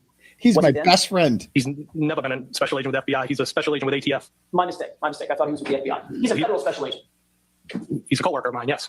Which makes him a federal special agent, right? An ATF agent, yes. And does he work for or have access to the Regional Computer Forensics Lab? Yes, he works over there. Okay, that's the FBI Regional Computer Forensics Lab, correct? Yes. That's how I got my mistake. I apologize. Well, I just want to make sure the record's reflected correctly. You and me both. So you reflected it correctly. So Matt 𝗪𝗗𝗄 is an ATF. He's very concerned about the record. Regional Computer Forensics Lab, correct? Yes. And he's an expert in digital forensics, is he not? He has a level of expertise more than myself, And yes. he's one of your best friends. He is my best friend. Oh my You spoke to him God. about the death of John O'Keefe, did you not? Yes. And you asked him for a personal He favor. is my sort of best off the friend. books. My best Correct? friend. Objection. What kind of grown man calls another man their best friend? My best friend. I couldn't tell you who my best friend is. I don't know. I got a bunch of friends. If you were like, oh, what about this friend? Oh, that's my best friend. My best friend. It's just a weird thing for another man to say about another man. Like, I don't have a ranking system I had a best man, but I don't know if I'd have who's your, is he your friend? Yes, he's a good friend of mine. That will suffice. He's my best. Again, listen to what he says. It's so weird. Friend. You spoke to him about Regional Computer Forensics Lab, correct? Yes. And he's an expert in digital forensics, is he not? He has a level of expertise more than myself, And yes. he's one of your best friends. He is my best friend. He is my best friend. My best. You spoke to him about My the death of bestie. John O'Keefe, did you not? Yes. And you asked him for a personal favor, sort of off the books, correct? Objection. In that form, I'll sustain it. Did you ask him for a personal favor?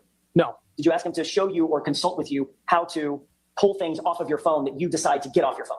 I asked him how I could pull text strings off my cellular telephone for the purpose of providing them to law enforcement. This was not in connection with any case that he was working, correct? That's correct. It was not in connection with any case you were working, correct? Objection. Objection sustained, but you already answered. I'll strike that answer. Second question, you can answer. Is this in connection to any case you? No, Your Honor. Next question. But you asked your friend to utilize his resources to teach you how to extract certain information off your phone. Is that what you did? I asked him if it was possible to get this off, if there was a method to get this off my phone so I could provide it to law enforcement. And that information was selected by you, correct?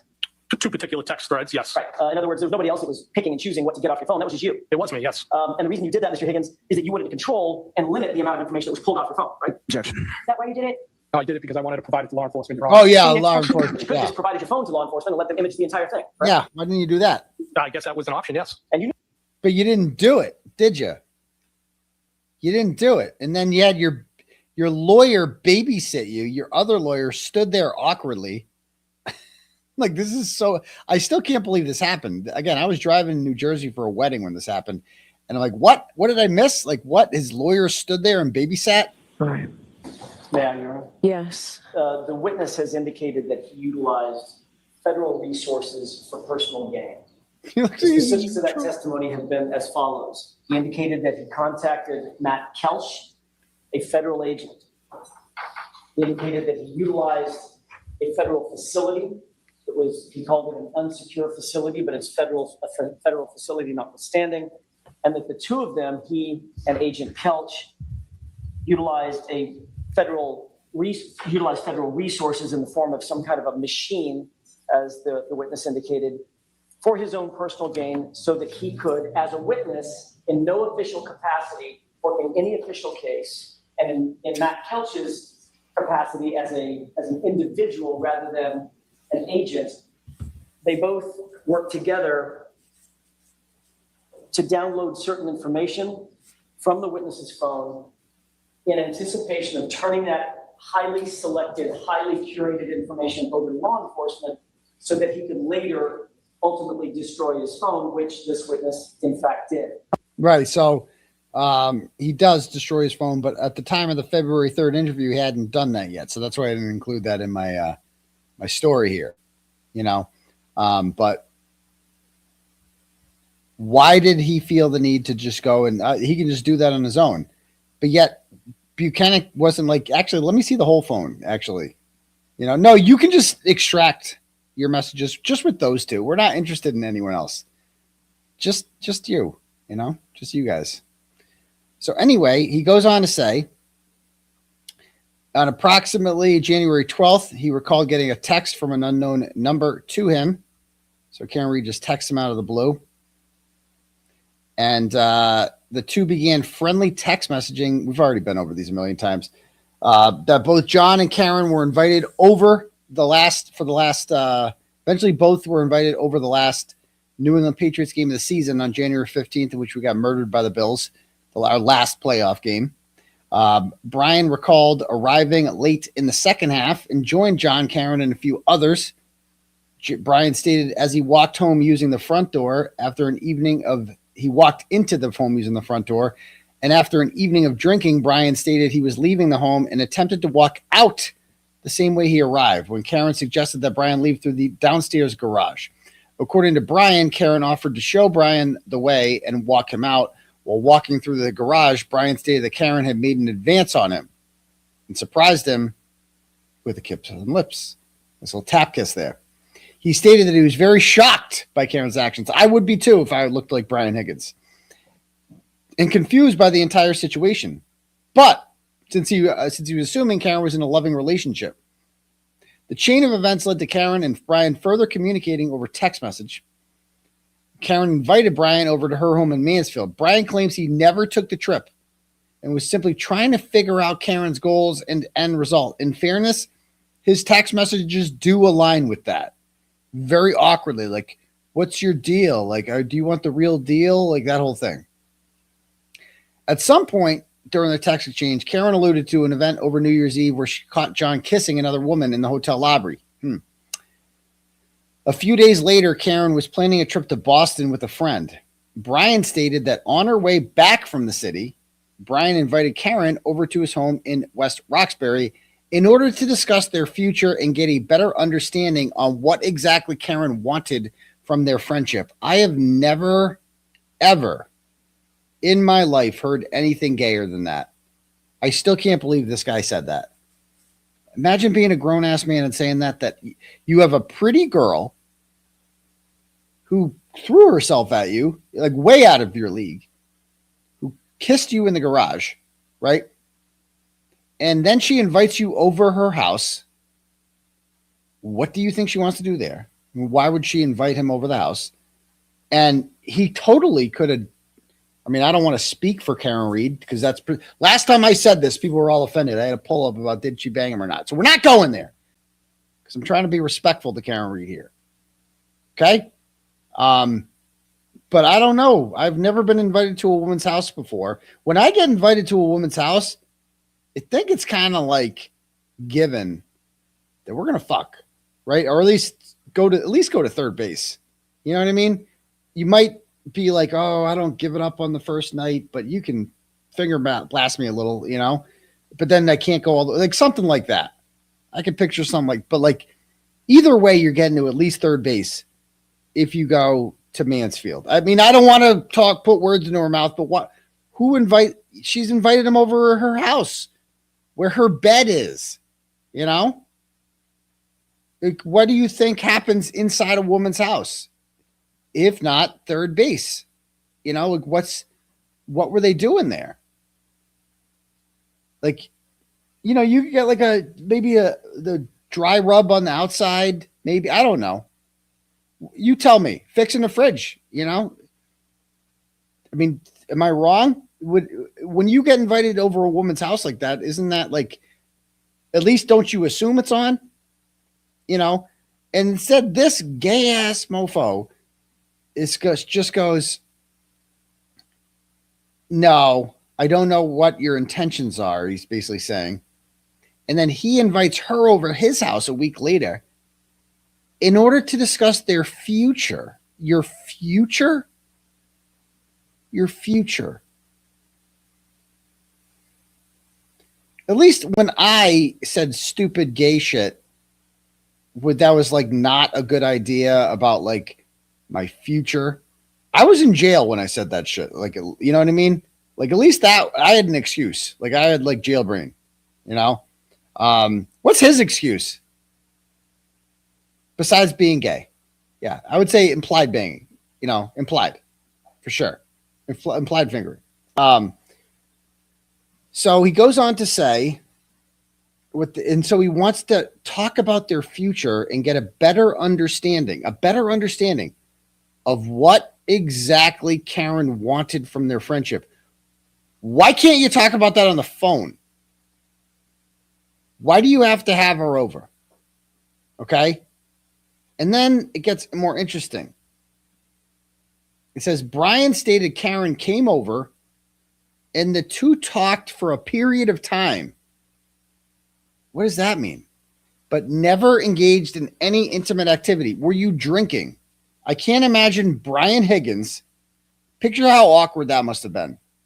Karen Reed goes over Brian Higgins' house in West Roxbury, and the two of them are no strangers to alcohol.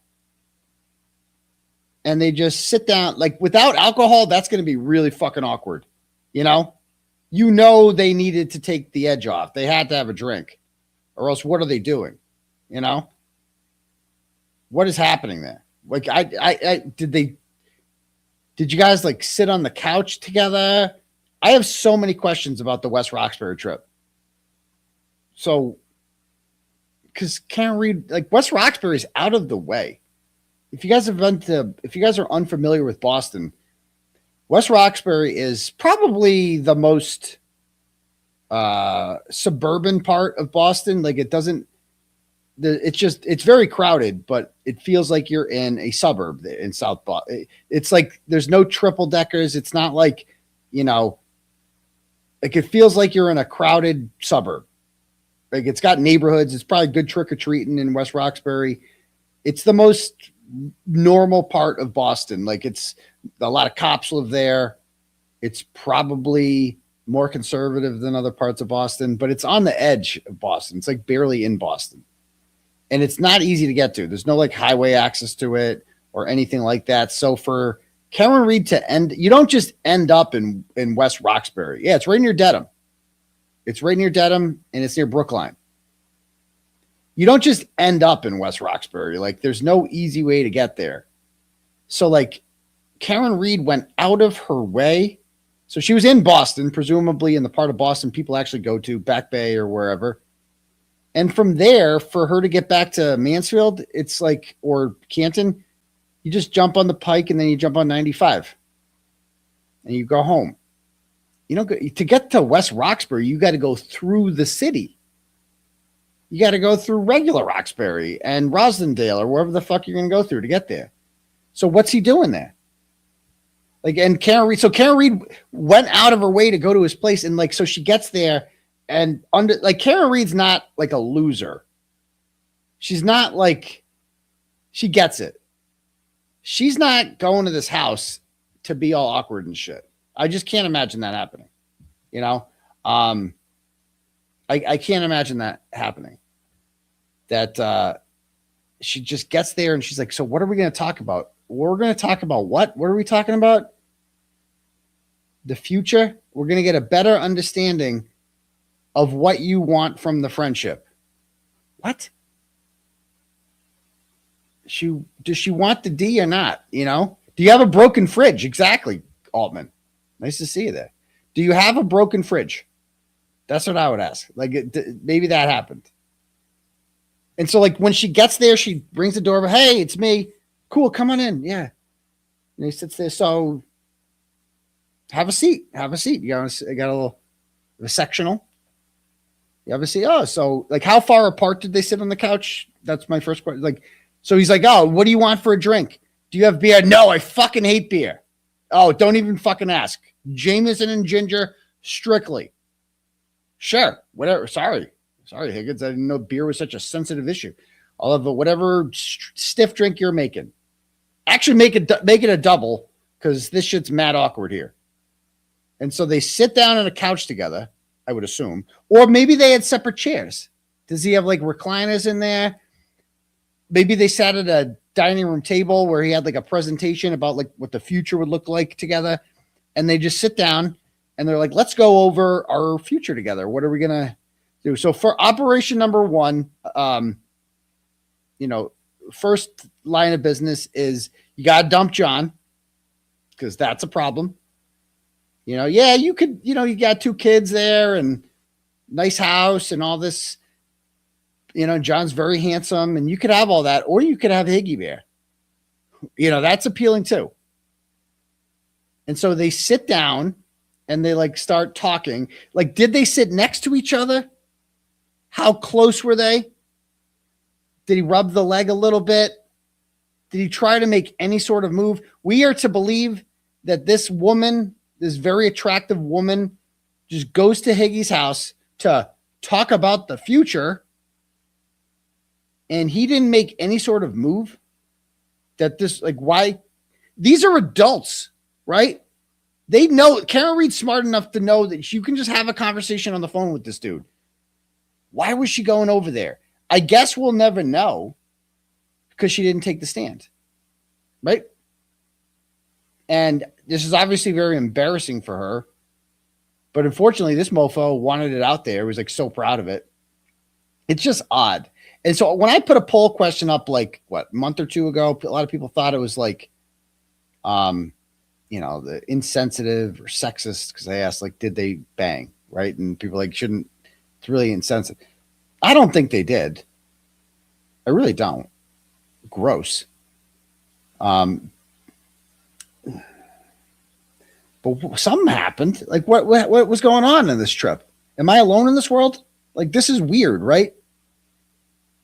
So I'm not putting that poll question up again. I'm not putting that poll question up again. I don't think they banged. I really don't.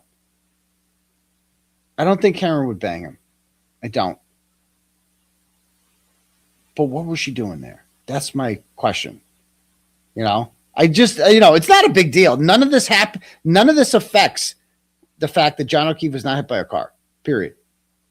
But the entertainment aspect of this, I want to know more about the trip to West Roxbury and what the fuck did Higgins say in there? I'm like, can you tell us? That would be one of my questions in an interview with Karen Reed. I'd be like, so can you tell us how, on a scale of 1 to 10, how awkward was it in there? How awkward was Higgins? What did he say there? What did he do? Was he really how cringe was Higgins on the trip to West Roxbury? And what were you doing there? What was your mindset when you got invited there on your way back from Boston? Why'd you go? What were you hoping to accomplish? What did you think was going to happen? Why didn't you just talk to him on the phone? You know, I just have so many questions about this West Roxbury trip, dude. So many questions. Because the whole thing is fucking weird. He goes, I followed up. So he said that they never engaged in any intimate activity. Now is this question. I followed up by confirming that Brian never had sexual relations with Karen, John, or the two of them together. So picture how awkward that is. A guy whose last name and nickname, as Julie Albert calls him, is literally a synonym for when multiple men ejaculate on a woman's face, asked Brian Higgins, because he asked him this, did you and John O'Keefe Eiffel Tower this girl? Did you? Says that's what the report says. He asked her, he felt the need to ask her, did you have sex with Karen, John, or Karen and John? They asked him that. They asked him that. He's like, no, that is not true. I never Eiffel Towered her. Ever. I never lie. I would never do that. I never, ever, ever Eiffel Towered her. Absolutely not. Maybe with 𝗀𝗁𝗄𝗃. Maybe with 𝗀𝗁𝗄𝗃 there, because he's my best friend. But I didn't know John like that. I did not know John like that. But me and 𝗀𝗁𝗄𝗃, if he was there, I definitely would have done it.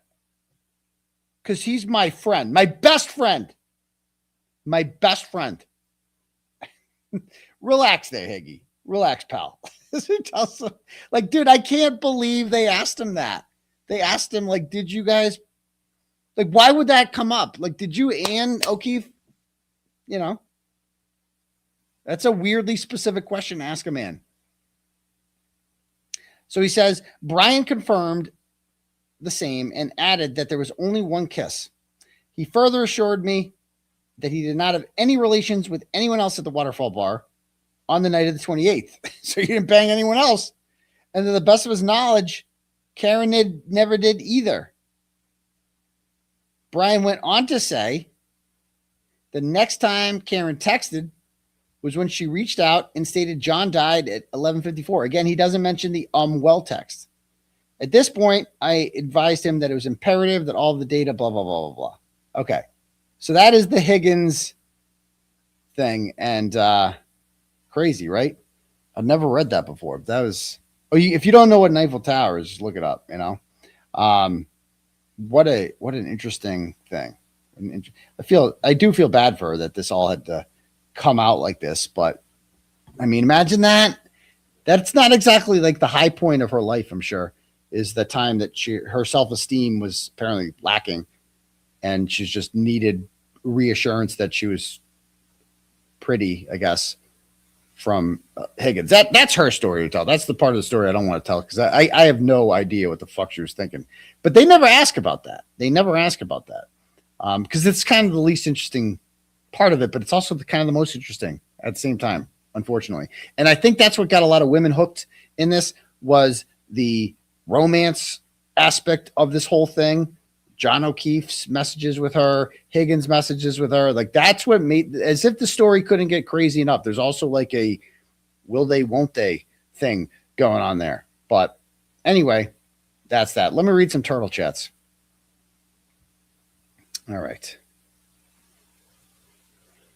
All right. First up, we got Nikki Conway sends $50 and goes, only good vibes for 2026. I can't wait until these charges are a thing of the past and you get to focus on the fun shit. Cheers, doctor. Thank you so much, Nikki. I am so looking forward to the end of these charges as well. I just don't remember what it's like to not have charges pending over my head. And again, the relapse, baby. I can't wait for that. It's going to be dope. So thank you so much for that, Nikki. I appreciate that. Doug sends $10 and goes, who the hell is Gay Jeff that Higgy kissed? I have no idea. Anyone know? I don't know what Gay Jeff is. Is that in the report? I didn't remember reading that in the report. Next. Mark sends $5, goes, hey, Aidan, Mark here, the photographer from the Wilbur. Oh, nice to see you, Mark. Congrats on the Deadline article. That's a real rite of passage for entertainers in media, is it? Can't wait to see the doc and feature film. I had no idea in the industry was going to be that interesting. So thank you very, very much for that. Next. We got a few more here. A bunch of turtle chuds have come in here. Nice to see. By the way, don't forget to smash that subscribe button for me if you guys haven't already. Have we gotten any new subs this? We've got 164,447. We've gained 10. We've gained 10. There's 6,400 people watching right now on a Tuesday night. I guarantee you that at least 100 of you haven't hit the subscribe button. It don't cost nothing. Just hit subscribe. Do it right now. Do it now. You won't. Come on. Come on. Just do it. It'll be fun. Just do it. So thank you very much for that. All right. Next. Wow. Kevin sends $10, goes, if the federal investigation is closed, shouldn't we be able to access those docs from the FBI themselves? I don't know. It's a good question. Very good question. Ask, I know one person named Corey Hopkins who can look into that for you.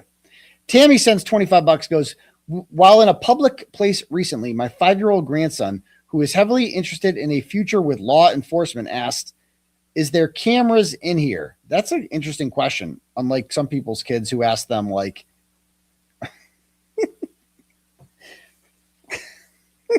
mommy, like, why are you getting in so many beefs on Twitter? You know, I said, yes, there are cameras everywhere except 34 Fairview, Massachusetts. Someone yelled, that's right. Karen is freed now. Turtleboy. Love it. Love it. Love it. Thanks, Tammy. Jennifer Stockdale sends $100. Woo. It says, Yuri told me to donate on a Tuesday. Oh, wait, it's the wrong Tuesday and the wrong recipient, but I'll be happily donating anyway. So proud of you, Turtleboy. Yeah, Bukkake would not like that if you gave money to me. It would not like it. He would not like it if you smashed the like button or the subscribe button either. So go ahead and do that for me.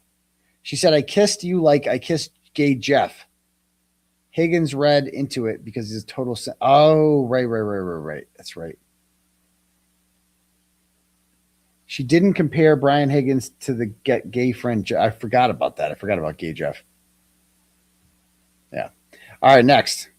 Yeah, do it. Bukkake would hate it if you hit the subscribe button. You would hate that shit.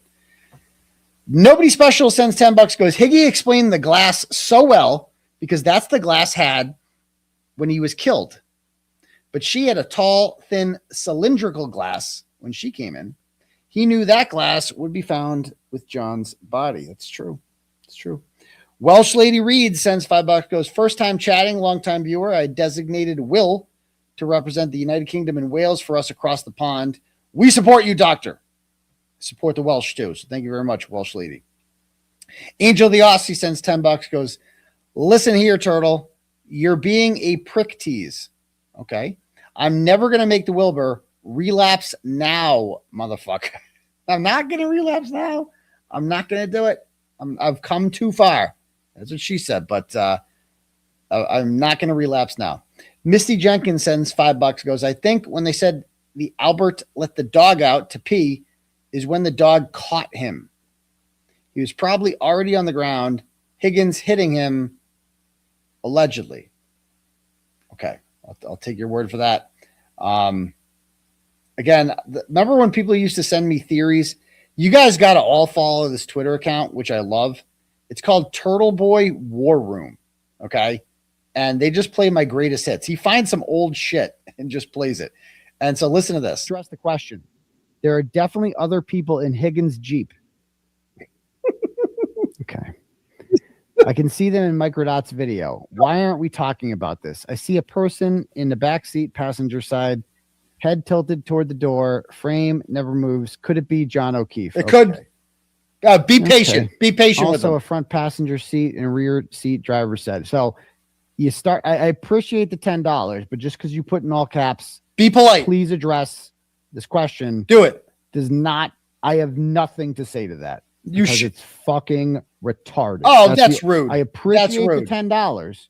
Yeah. I do appreciate the $10. Yeah, that's good. That's but good. what you just said is fucking Oh, retarded. you can't say And that. Those are customers. The quicker you get that thought out of your head, the Oh. less retarded you will be. Oh, Okay. you're gonna lose John business. O'Keefe was not Oh. in Brian Higgins' car at the Canton Police You don't know Department. that. You don't know Full that. stop. You don't know that. Never, How ever, do you know? ever say that again. How do you 'Cause know? You sound retarded. Hey, And again, be nice. thank you for the $10. Well, that's a but backhanded that, thank you. Just because you give me $10 is not a get out of retardation No, pass. don't say I'm that still word. going to call you Don't that. say- oh, if no. in fact you sound, stop it. You're gonna lose Stop subscribers. It. John O'Keefe is not enough.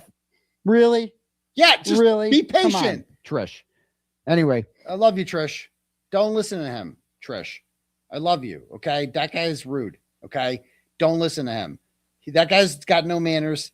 Right? He took your $10. If you give me $10, I'm just gonna be like, you're fucking awesome. There's a really serious thing, right? That's angry Turtle Boy. That's rude Turtle Boy. That's drama Turtle Boy. You know, taking your $10 and be like, you're retarded. You give me $10, you're still retarded. You know, maybe John O'Keefe was dead in the back of Brian Higgins' car, and maybe one person named Trish did see that.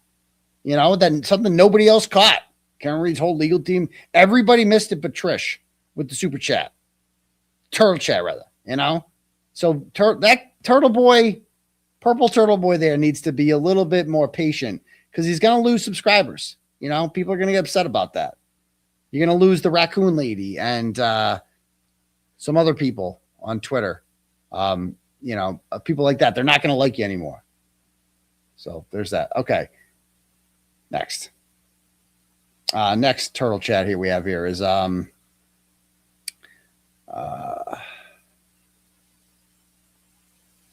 Mary sends $25 and goes, maybe the Jeep was parked at 𝗃𝗏𝗄𝗃's so that John wouldn't think Brian Higgins was there and we're walking into an ambush. Nah, I don't think so. Maybe 𝗵𝗏𝗆 told him, oh, maybe you're right. Maybe I agree with that. I don't know. Maybe 𝗵𝗏𝗆 told him it was parked in front of Brian Albert's house to keep 𝗃𝗏𝗃 out of it. But they're also horrible liars, so who knows? I have no idea. I don't like, and none of those theories make that much sense to me, to be honest with you. I just know they're lying about something. Next. Tommy Bauer sends $10, goes, after the hearing that Higgy was seen, that he'd seen the ribbing on Karen Reed's glass and what boots she was wearing during the interview, Bukkake asked if he slept with Karen, John, or both. I know, that's what he asked him. Like, I love how he's like, did you sleep with Karen? No. Did you fuck John?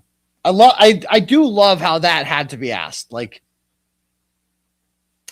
and they read all his messages and they're like, so you're gay, right? You're like a homosexual? Okay. Because, you know, she wanted you to fuck her, right, sir? Are you aware of that? Pick up on the signs? She's basically like, that was your chance. You had one window there.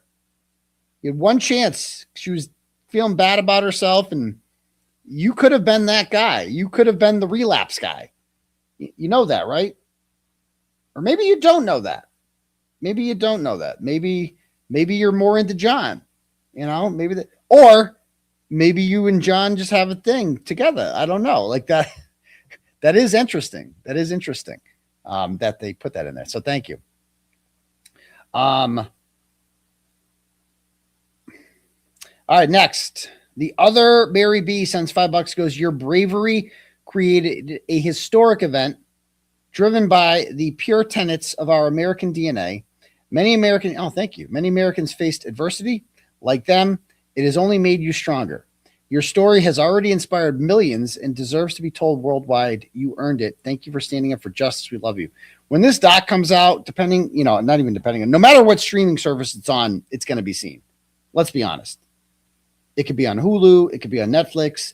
If the sandpaper thing really getting canceled is legit, it could be on, Paramount. Doesn't matter. It's going to get picked up. Peacock. I don't care what it's on. People are going to watch it no matter where it is. And it's going to be big. And when that happens, man, that's when Turtleboy becomes like a household name everywhere. I can't wait. Yeah. So next, the young Cryford sends $5 and goes, I believe that Higgy was telling the truth about the location of the Jeep, and the lie was that it wasn't there. If the Jeep was there, it would ruin the Karen backed into John theory. Now we're talking. But it doesn't explain how Ryan Nagel and them all didn't see it there. Unless, no, it doesn't. It doesn't. How do you explain that one? You know? How do you explain that one? All right, next. Tommy, did I read this one already? No, Kayla sends $10, goes, listen, Daddy, in case they need to be reminded, I would like to tell your jealous haters to go ahead and Google who is responsible for the Karen Reed movement. Let's Google that right now, actually. Who is responsible? Oh, look at this.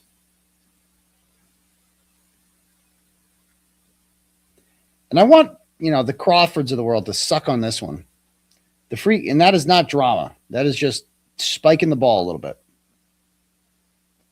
The Free Karen Reed movement was largely sparked and amplified by blogger Aidan Kearney, aka Turtleboy, who used his platform to share court documents, rally supporters, and promote theories that Reed was framed, though he now faces legal issues for alleged witness intimidation related to the case, making him a central controversial figure behind mobilizing public interest and support for Reed. He is described as the individual who gathered people and shared information. Right, okay. Kearney's blogging and social media activity were crucial in organizing supporters and spreading information. Interesting. Okay. Oh, CBS had a story on this? Timeline of the Karen Reed case? I see this one?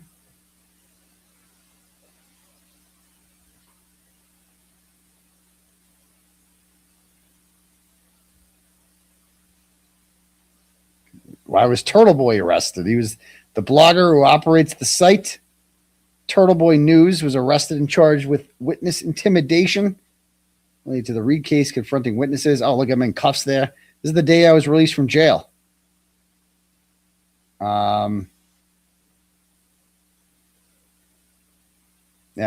Anyway, back to this. So what do we have here? Ready, Aidan Kearney, a.k.a. Turtleboy. Boom. So they can climb off that high horse. They're dry humping. Sit the fuck down, lick my foot, and tell me how it tastes. If you know, you know. Okay. I don't know how your foot tastes, Kayla, but hopefully you're into that stuff. Elizabeth sends $10 and goes, why would Higgy want to use a phone in a blizzard instead of a dry, warm police station? He's disgusting. Keep being you, Aidan. Liz 88. Yeah, the guy was on his phone a lot. For somebody who was just doing administrative work. Laura sends $5, goes, what is going on with Lindsay? Will you tell us one day? I am not commenting on anything related to that. So, like I said from the beginning, happy to accept, we're just looking for the truth. That's all we've been looking for from day one. And she was behind enemy lines, if you will, for quite some time, and had access to Jennifer McCabe and many others. And that's the kind of stuff I'm interested in learning more about that will, expose what the McAlberts did to bring up these bogus charges against me. And none of them were really intimidated or anything like that. That's what I'm interested in. I'm not interested in all the other nonsense and drama that comes along with this. I'm not interested in that. I'm interested in the case. And that's it. As far as what I'll be discussing on here. So there's that. Next. Kelly sends $10, goes, who stands in the snow to make all these texts when your car is right there? That's a good point. I think he had a frenzy of important Brian Albert messages coming in. So did I. That's exactly it. Holly sends $10, goes, I believe Higgins parked in the cop across the street's driveway because Higgins knew him, so that Karen and John didn't see his car when they arrived. That's another person that believes this. After the confrontation, I think Higgins hit his car to not deter John from just going home, which is why Karen in Nagel's car didn't see his Jeep. In Higgins' interview with Uri, he said he took a left on the Chapman when he left that night, but then the lie about his Jeep being next to the mailbox happened, and he had to change his story at the trial and testify to leaving Fairview by driving straight past the flagpole towards Cedar Crest. Now, actually, you got your directions wrong. If you go past the flagpole, you're going to Chapman, not Cedar Crest, so your whole theory is done. Sorry, Holly. Cali Twins Kelly sends $25, goes, ATF agents, particularly those in the special response teams or tactical units, often have access to portable, lightweight, and foldable stretchers for emergency rescues in the field. Maybe this is what he was getting the bag for from the truck to move John out to the flagpole. Yeah, maybe. Maggie sends $10. That's kind of twisted, though. I don't know how he's going to fit in that bag. Maggie sends $10, goes, this is Boston Maggie. I'm happy for the things that are going well for you in the documentary and totally behind you against corruption. I'm not sorry about your court date being moved. It gives me another week to get over my cold. Free Turtleboy. Okay, atta girl. Thank you, Boston Maggie.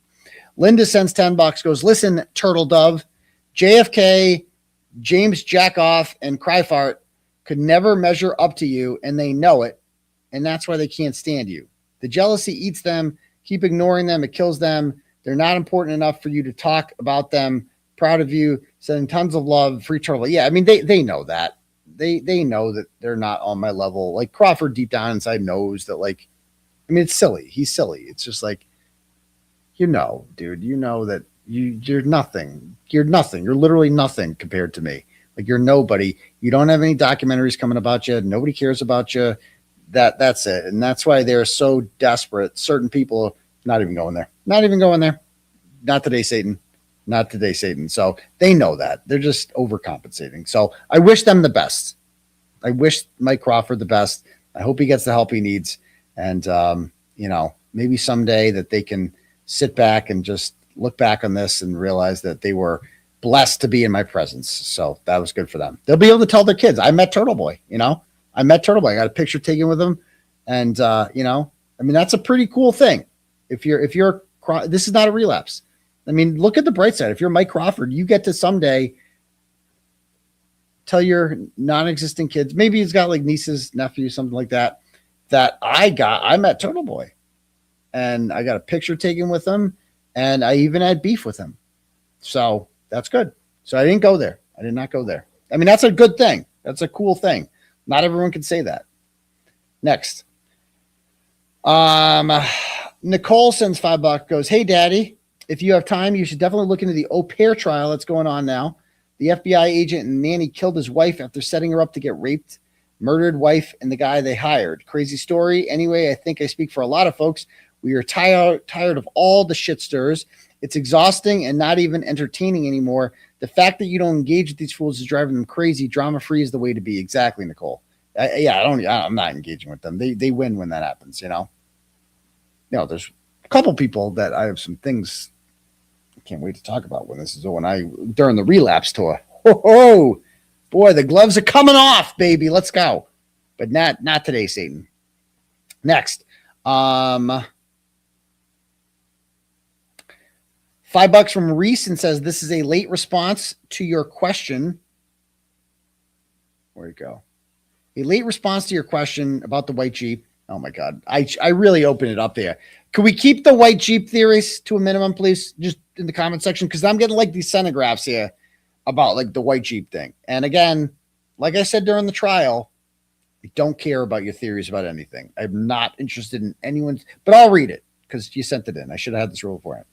My take has always been that the Jeep is definitely in the driveway, but since Higgins lied and said he left 34 Fairview first, if his Jeep was blocked in the driveway by other cars like Jen's, that would mean people would have to go outside and move the cars to let him out, making it even more impossible for him not to see John's body. So Higgins lied about two things, leaving at 12:45 and being parked outside. Hopefully that made sense. Thank you very much for the $10. Amy sends $10, goes, did John know that Karen kissed Higgy? Unknown what he knew. But the official party line is no, he didn't know. Sandy sends $10, goes, hi, Aidan. Do you think the bags Higgins is seen with CPD may have contained evidence from 34 Fairview that he later threw out or destroyed like cleaning rags with DNA. Maybe he's leaving incriminating stuff. What do you think? Thank you very much, Sandy. Next, again, I'm telling you, I appreciate it, guys. But this is bringing me back to like the trial. I don't care about your theories at all. I have no interest in your theories. None at all. Like no interest whatsoever. I don't want to discuss your theories. I don't want to discuss whether or not you think they're legit. I'm not a theory guy. I don't do theories. I don't care about theory. I don't care. I don't care. I don't know how John died. And I don't want to waste time being like, oh, I think this happened. Then I think this happened. I don't care about the theories. I'm interested in like discussing it. And then the chat talks about it. And then you debate it in there. But I don't want to talk about it myself. I don't like the theories. So that's me with theories. No theories. Thank you. Next. Thank you for the dono. Okay.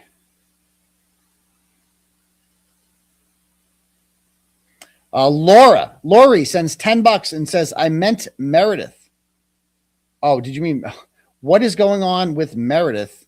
Will you ever tell us? Well, I already did a 3-day valid truth journey in which I discussed the history of my relationship and where it went wrong and how it led to her sharing a video of me having a panic attack on her floor and begging her to stop doing things that would send me back to jail.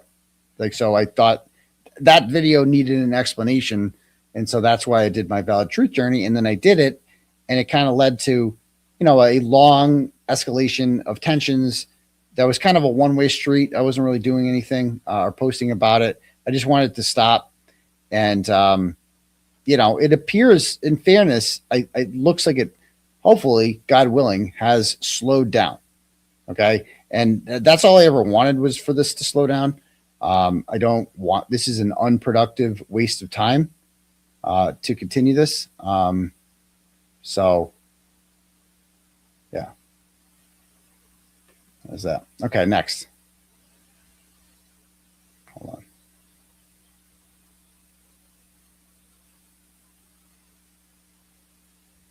All right, next.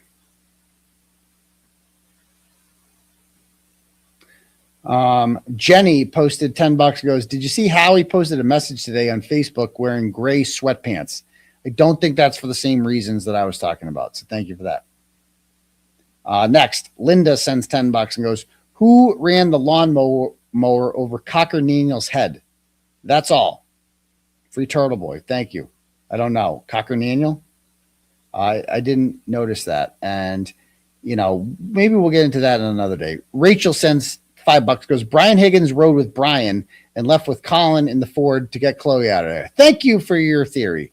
Preferred pronoun sends $5, goes, it's all about the swingers. Bukkake's question to Higgy and Karen called John a perv. Thank you. Alexandra sends $10, goes, Higgins says he plowed the Albert's driveway in case he saw the Jeep there. His Jeep has to be on the road, or it would have been blocked in the driveway, preventing him from being the first to leave. Remember, everyone they want to keep out of the crosshairs left early. Same with Colin. That was the strategy early on. Maybe. Thank you, Alexander. Do you have any more here? Me and not you sends $5 and says, I think Higgy said his Jeep was on the street in case anyone reported seeing a car in front of the house. Well, only thing is Lucky said he saw a Ford, not a Jeep. I don't think it's that deep. Jennifer sends $20, goes, here's a question. What if Deaver wasn't lying and she saw Higgy and 𝗵𝗫𝗄𝗃 in the Sallyport for a wildly long time during her shift? She did. That's a fact. Has there been any explanation of the existing ring of snow in the Sallyport? Not to my knowledge. Not to my knowledge. Do we have any cash apps here? Let's see.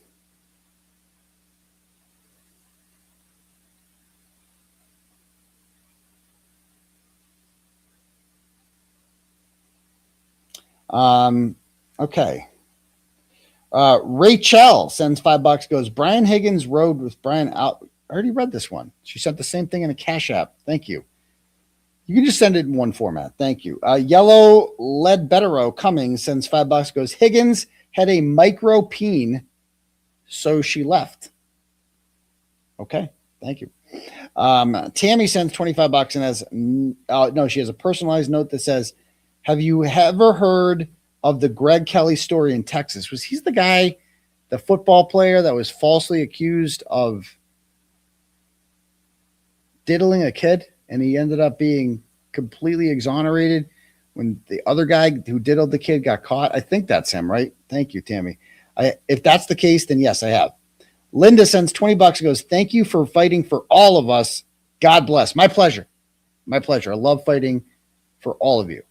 Okay. I am going to be right back, and then we will review, maybe we'll review some Melanie Little. Hold on. All right. Be right back.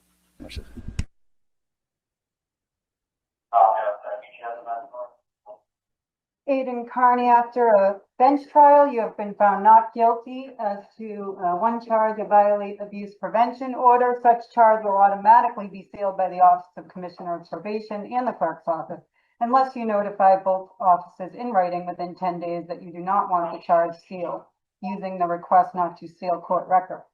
The request not to seal form must be sent to the Office of the Commissioner by mail or email to the addresses provided on the form. If you want copies of any documents associated with these charges, you must request them immediately before the charges are sealed. Thank you. Thank you, Madam Clerk. Thank you very much. Thank you, Your Honor. All right. Oh, goodness. Court says it today. Wow. That is not what I saw coming. I thought the argument was made. I thought it was clear he violated the order. I thought it was clear he stayed around.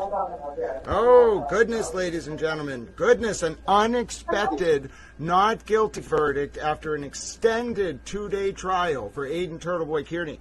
Very surprising. I think a lot of people heard that evidence there, ladies and gentlemen. I think a lot of people really focused in on the evidence. And I think a lot of people were utterly baffled how Aidan Kearney remained in the area and yet somehow did not receive a guilty verdict on the judge trial.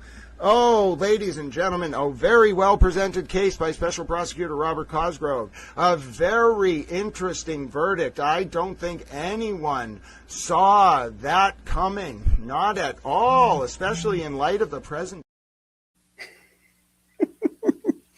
Yeah, the new Grand is way cooler. You know, way cooler. So, all right. Anyway, let's watch some Melanie Little, some recap of what she had to say. Very interesting stuff on her show, in her YouTube presentation. She did her valid truth journey. She's had just about enough of the bullshit.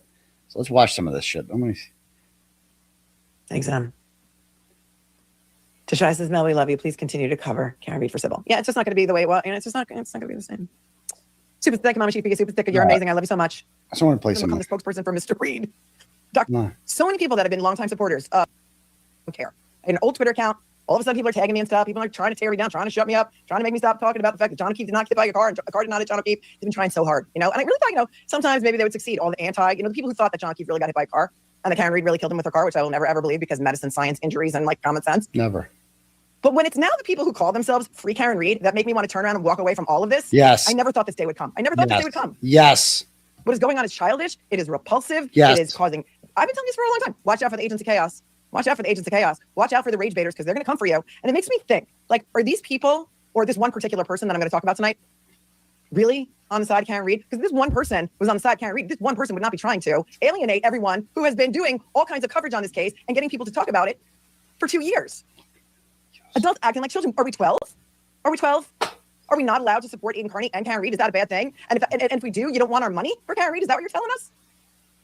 Because I didn't see the receipts on that. If someone has the receipt on this, please show it to me. But I heard, I didn't watch the whole entire fundraiser, but I heard that people were told during that fundraiser, if you support Aidan Kearney, get out. We don't want your money. If you're not from Massachusetts, get out. We don't want your money. And it turned a lot of people off. And I'm sure a lot of you are here tonight. And it's wild and it's divisive and it's insane. I never thought it was. Do you understand this woman is the most popular woman in the movement? Do they understand that? If you've lost Melanie Little, you've already gone after Bettero and Mazza and Emily C. Really nice people that are not controversial, that are down the middle, that didn't pick a side, you know what I mean? That are like that didn't feed into the drama, nothing, right? And they came for all of them too. Their fence sitting, as it was called, was not acceptable to some people because they did not denounce me, the person who is responsible for this whole fucking movement, right? Apparently, they're supposed to denounce them because some person with a YouTube channel that nobody watches, right, determined that they were the spokespeople for Karen Read, for a movement that they weren't really part of, for when it was getting started and when it was going on. And they decided that they were the gatekeepers and the spokespeople for Karen Read. Okay. And again, I've never said a bad word about Nan Gallagher on this show. Okay. Yet. But what has been happening to Melanie and the attacks I've seen are so vicious. And I have a lot of thoughts on that I'm going to keep to myself for now. But Melanie has some things that she wants to say. If you've lost this woman, Miss, I don't get involved in things and I stick to the stories. If you've lost her, you should reevaluate what you're doing. That's a problem. That should be a red flag that like something's not right here.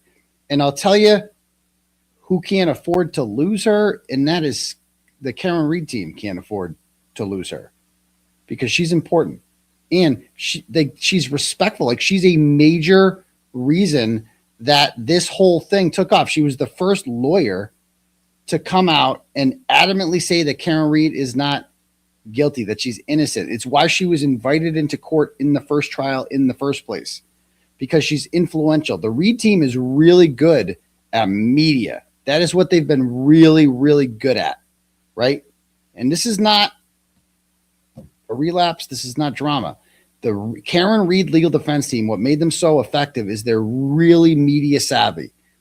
And the reason that people like her got invited to court and people like Larry Foreman and the Glairer, and because they understood, and even people like Rita, identifiable people in the movement. The reason that these people were invited to court is because they were identifiable, because they were influential, and they understood the power that yielded. And it was that power that made them so likable that got $1.1 million in that defense fund going. So you can be like, yeah, Turtleboy. Well, Turtleboy called her a bad word, so fuck him. We don't need him anymore. Okay. Well, what about her? She didn't call Karen Read a cunt, did she? What are you going to say about her? And if you've lost Melanie Little, you've lost middle America. You have lost like the heart and soul of this. And so I'm happy that she spoke out, because I'm team Karen Read and I want Karen Read to succeed and I want her civil suit to succeed and I want all of that, right?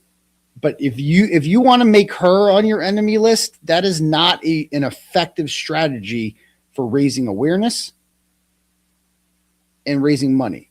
They cannot afford to lose Melanie Little. You cannot afford to do that, especially over Nan Gallagher. If the Karen Read team had to pick, who do you want in your corner representing you? Who do you want speaking for you?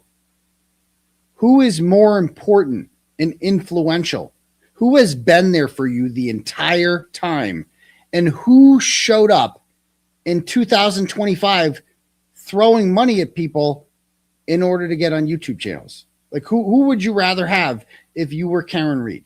And I hope that this is something they've evaluated, because one person is out there claiming to speak for the Read family, and one has never attempted to speak for the Read family. See the thing, poor Higgy. He's probably like, what are we doing here?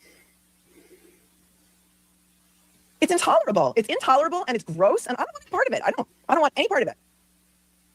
So many people that have been longtime supporters of, the cause of, let's just call it wrongful persecution in Massachusetts, right? And the mess that it has caused there, and all of the things that we try and fight for, like not weaponizing the law because you come from a powerful family and you want to shut people up, and a corrupt district attorney's office, and Michael Marcy working behind the scenes with all kinds of sordid people to help him do his dirty deed, dirt sheep. It's gross. And that fundraiser apparently was so horrific that the Reed Files has completely scrubbed it from their channel. It's gone. It's gone. I heard that they took the chat down in the middle of the show, and now it's gone. It's gone. And you know, Alan Jackson has told us many, many, many times that everything that they do is orchestrated, it is scripted, it is intentional. And if that is the intent of this new thing, and I'm not jealous. Trust me, I'm not jealous. I'm not jealous because I wouldn't have shown up if I knew that was how it was going to be. I wouldn't have shown up. Bill Reed came on the show. Mr. Reed came on. Dr. Reed, Mr. Reed, Karen's dad came on the show. They had a Brady Bunch situation. He was in the middle square. Nobody ever full screened him. How do you not full screen someone of that importance that deserves the utmost respect? Thank you. Thank you. It was like the fucking Brady Bunch up there. Oh, you put him in the middle like he's Alice or some shit. Like, thank you. How do you not full screen him? He's your star guest, and you're acting like he's just another guy up there, and you're allowing anyone, no one's muted, James Jackson, who, no drama, drama-free, didn't exactly seem like he was sober that night. Okay? That's the way if he was sober, good for him. That is not how he came across to people. And if you can't come across as sober for what is supposed to be a very sober event, then you do not belong on there. That is not a good look. And if you are unable to use any sort of self-introspection and say, maybe we could have done this differently. No, if you said, you're like, look, I raised 10,000. We're fucking right. Everyone else is wrong. Then maybe you're the narcissist, because that word is thrown around at me a lot. But when everyone seems to be saying, if everyone is telling me you're doing something wrong, and if I looked at that, I'd be like, yeah, I could do things differently. I could do things differently. But if you're not capable of doing that, then maybe you're the problem. Maybe. I'm just saying. How do you not full screen him and give him the floor? How do you not? And then how do you interrupt him and not allow him to speak and not have questions for him lined up? Insightful questions, interesting questions. Yes, exactly. Karen was in the room with him. I saw her face when she went to move his camera. Yes. Everyone thought she was going to come on. She didn't come on. Nope. Were you? Nope. Does that not speak volumes in and of itself that Karen was there and she didn't even want to go on for something that was raising money for her? Like, just giving her money, 10 G's in her pockets that she didn't have the day before. And she didn't even want to come on. That should be a red flag. Like, you wouldn't even do it for 10 grand. Like, wouldn't even. Her coming on would have raised more, for sure. And she didn't want to. And Bill Reed, I don't speak for Bill Reed, but I watched it and I felt uncomfortable for him. And I thought it was disrespectful to treat somebody like that. That's how I feel. It's a disgrace. And then the host of that show going out there and saying, Bill Reed says F you? Yeah, that's... I'm sorry. At what point did that person become the spokesperson for Mr. Reed? Dr. Reed, Bill Reed. Yeah, he had doubts. He's got doubts about her innocence. Melanie. Am I overreacting to this? Nope. I don't think so. I don't think so. You know what? I don't care. Righteous indignation. I'm speaking my truth. I'm going on my truth journey. Yes. I'm going on my truth journey. Go, girl. Go, girl. Do it. Friend of Dog gifted 10 memberships because you're amazing.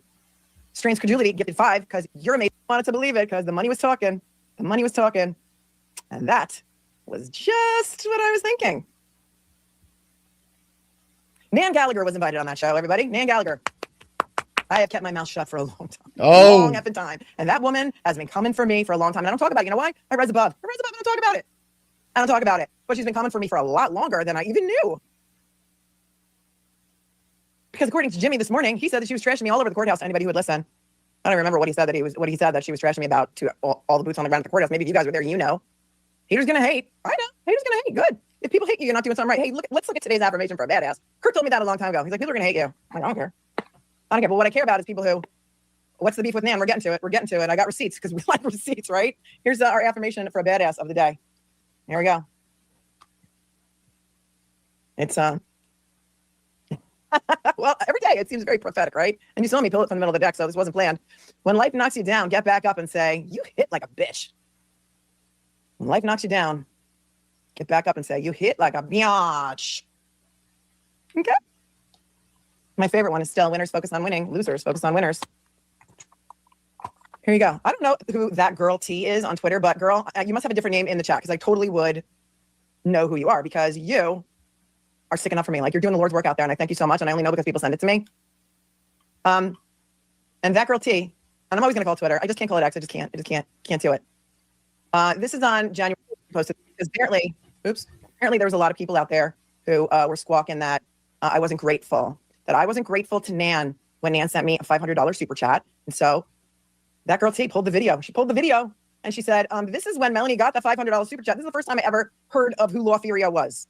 Okay. I didn't even know. I had no idea who she was. I don't, follow the business. I don't watch other people's shows. I have no idea. And this was posted. This was my show from, hold on. Let me look it up. Wait, hold on a second. Hold on. This is my show from, and this was my reaction to 101-352 for that girl T. So when she gets her first. So we've all around January of 2025, a lot of us content creators, just this thing called Nan Gallagher showed up in our comments and was just throwing cash money at us. Like, whoa, that was cool, nice. I mean, who wouldn't like that, And my first DM with Nan, or is it 𝗺cie? Hold on. You don't get a lot of messages like that. And so I said, January 22nd, I wrote her, I go, thanks for the turtle chat last night. I thank people. My pleasure. I am a big fan, not in a fucking fake victim way. You call things as you see them. Your approach is spot on. It makes it so easy for people like me to get on board. I watch your shows regularly, sometimes on replay crew, but often count the days between Tuesdays and Saturdays. I promise to try to throw you more support. I also applied to the mass bar today, full admission, not 𝗺𝗺cie 𝗺𝗍. And if I get admitted, I will help you sue these assholes who try to mess with you. Keep up the good fight. And then I said, well, if you're interested in coming on the show to talk about this from a legal standpoint, let me know anytime. Very interested. And then she started appearing on shows. Like she went on LTL and Crawford show. And I just noticed that in this FKR community, like it was like pass arounds, like we're just going to, you're going to go in there. And I'm like, that turned me off. That was like, not interested in that. I'm not like the same like, no, that's not. And I had nothing against the woman. She seemed wicked into Karen Reed. And, I don't look to have problems with people or anything like that. And Nan in October sent me the Donna Bisbal lady voicemail. So she was like a sign, an olive branch of like, hey, like I still got your back, And so, yeah. Anyway, let me see if I have this here. Hold on. Let me see if I can find it. Huh.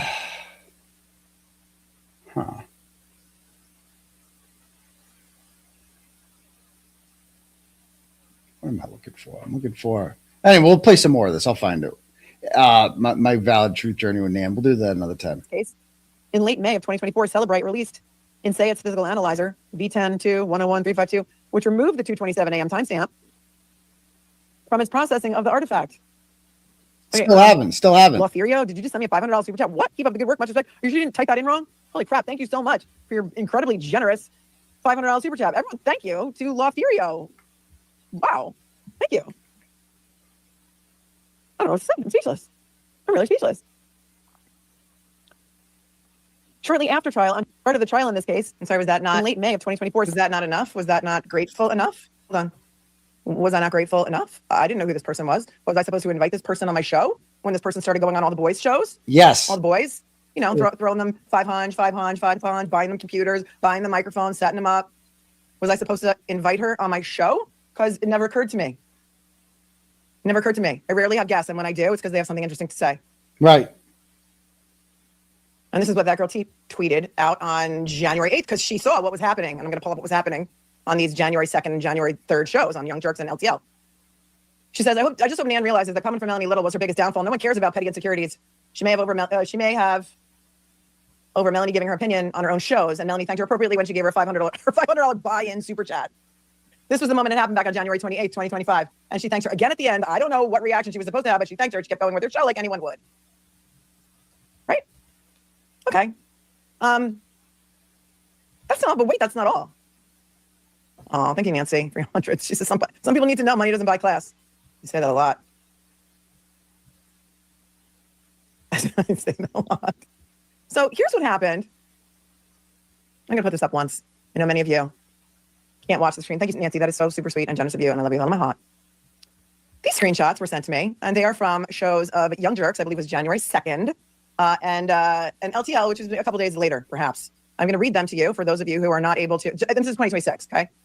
I'm going to read them for those of you who may be on scaffolding or driving, but if you think it's going to upset you, you might want to, pull over, put on your safety equipment, don't drive down the highway if need be, because people are out there saying, oh, Nan never did anything to Melanie. Oh, well, here you go. The top one, which you can't see, which has Will on the screen because Young Jerks was, I don't know, making fun of Will or something, says, Will called Melanie a rich bitch who bragged about her yacht with all the eyeballs, and that's why we have yacht merch now. The Mirage Yacht Club. It's on the thumbnail. Melanie's Yacht Club with a yacht and a cupcake. Same day, she said something like, nope, the truth will come out about Melanie when I'm good and ready, so F off. But she said the full F word, typed it in there. And then she's a mod on somebody's channel. So the green one must be where she's not a mod on the channel. I don't know if she's a mod on Young Jerks or LTL, not sure. Don't care. And because you have a wrench, it doesn't make you a mod. Like a lot of people. And this was like, I never noticed this before. Again, I don't want any issues with people. But since it's being brought up, this was the same day that I texted Nan or messaged her. I'm like, thanks for the 500. And it's like, thank you for the Dono shout out last night. As an attorney practicing for almost 25 years, I have a responsibility to support the cause. Also, so it didn't, if it stopped there, it'd be cool. But also, I'd love to join a show. Okay. Also, that. Also. So anyway, back to Melanie. Sorry. Interrupting the valid truth journey there. But again, this stuff is like, if I'm all for having lawyers come on here and share their thoughts or whatever, what I'm not interested in is drama. And these sort of comments right here, these are drama comments. We don't need these, Well, like Aidan threw me a wrench because if you have a wrench, it doesn't mean you have to moderate their chat. It just means that you're not subject to the, if there's a slow mode on or subscribers mode, you're not subject to that stuff. Just like Emily has a wrench in here. Emily C. Yes. Thank you. No. And Jess, I'm going to talk about you too. These comments were at the same time as her donation. No, the first donation to me, the first time I ever knew who she was, that was in January of 2025. These comments were just this past January 2nd and 5th. And she's not just coming for me. It is not my story to tell. The things that she has said about Jess Machado, the things that she has said about Emily C, and the things that she has said about Nurse Kim are revolting, but those are not my stories to tell. My story to tell is what she's saying about me. Mm-hmm. Okay? She's also going for the boys, but the boys can take care of themselves. This is about going for other women, and I'm revolted. It says here, Mofe said, why are nice chats about Melanie getting deleted? And then she said, this is petty. You're right, it is. And guess what? I'm going to talk about it because I'm sick and effing tired of it. It is. You're right. But you know what? So somebody wrote, the truth will come out about Melanie when I'm good and ready. And somebody said, why are nice chats about her getting deleted? I will delete whatever I want. That is not, again, I hope the Reed team is seeing this because Melanie Little is a very valuable asset and a really nice person and very influential. And if you had to pick between who, if you have Nan Gallagher out here or anyone out here saying, fuck Melanie Little and I will delete whatever I want, that is not the look you want. It's not effective. And I think that I hope that they saw this and I hope they realize that you guys can't afford to lose Melanie. I hope somebody from the team reaches out to her. I really do. And just says, no. We don't, Nan does not speak for us, that we again, I'm not no drama. I'm just saying, like, I'm team Karen Reed.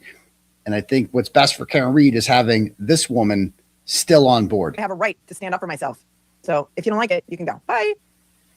Why are nice chats about Melanie getting deleted? And then she says, Moface, I will delete whatever I want.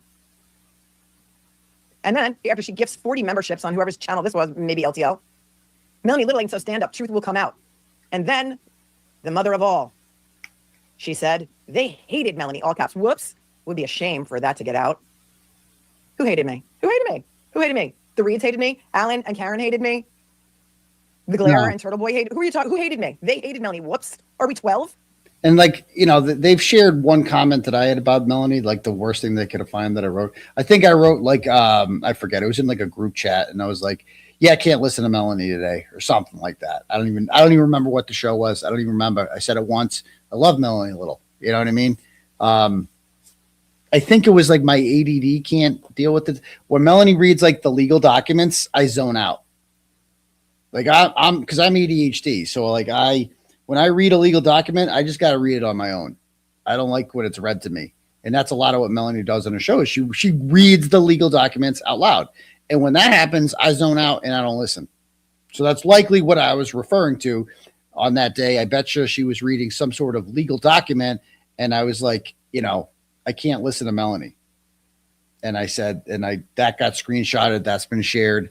So, you know, I love Melanie a little. She's a treasure, like you said. But on that particular day, maybe the ADHD was kicking in. I don't know. Kind of unfair, I think, to share something like that. Then, you know, this one I saw today was brought up, and it said, what does it say here? My thought for the day. This was on January 24th, 2 days after she gave me 500. It says, my thought for the day, since I am not a content creator, I've never seen this before. How about an attorney panel with Melanie, Bettero, brother counsel, and of course, me? Or only some of us or more of us give insights or answer questions from those interested, or to respond to clips curated for us by the Glare, the Young Jerks, Mazza, BLT, or Microdots. Call them BLT. I've got lots to say about having been silent, but watching everything since Aidan broke the story. All proceeds should go to Karen and Turtleboy. I'd be in, trying to do what I can as 2.0 approaches, and the shenanigans are escalating. Someone please tag anyone I've missed and let Melanie know, as I think she stays off Twitter, as I'm new to this, and like to share or follow, and then tags all these content creators, you know, about this, etc.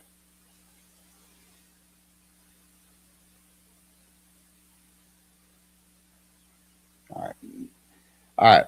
Let's see. Back to this. So that is just like kind of like, yeah, 2 days after giving 500, it's like I should be on this level. I should be talking about this. Don't you guys want to hear what I'm an attorney? You know.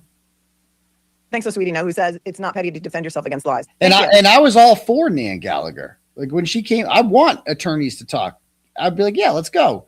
You know, we don't need drama though. We don't like. You would never see brother counsel engaging in drama. You would never see him making comments like this. Like you would never see brother counsel being like, Karen Reed hates Turtleboy. You know, because that was a recent comment. You know, that was kind of put out there. Hold on, what's this?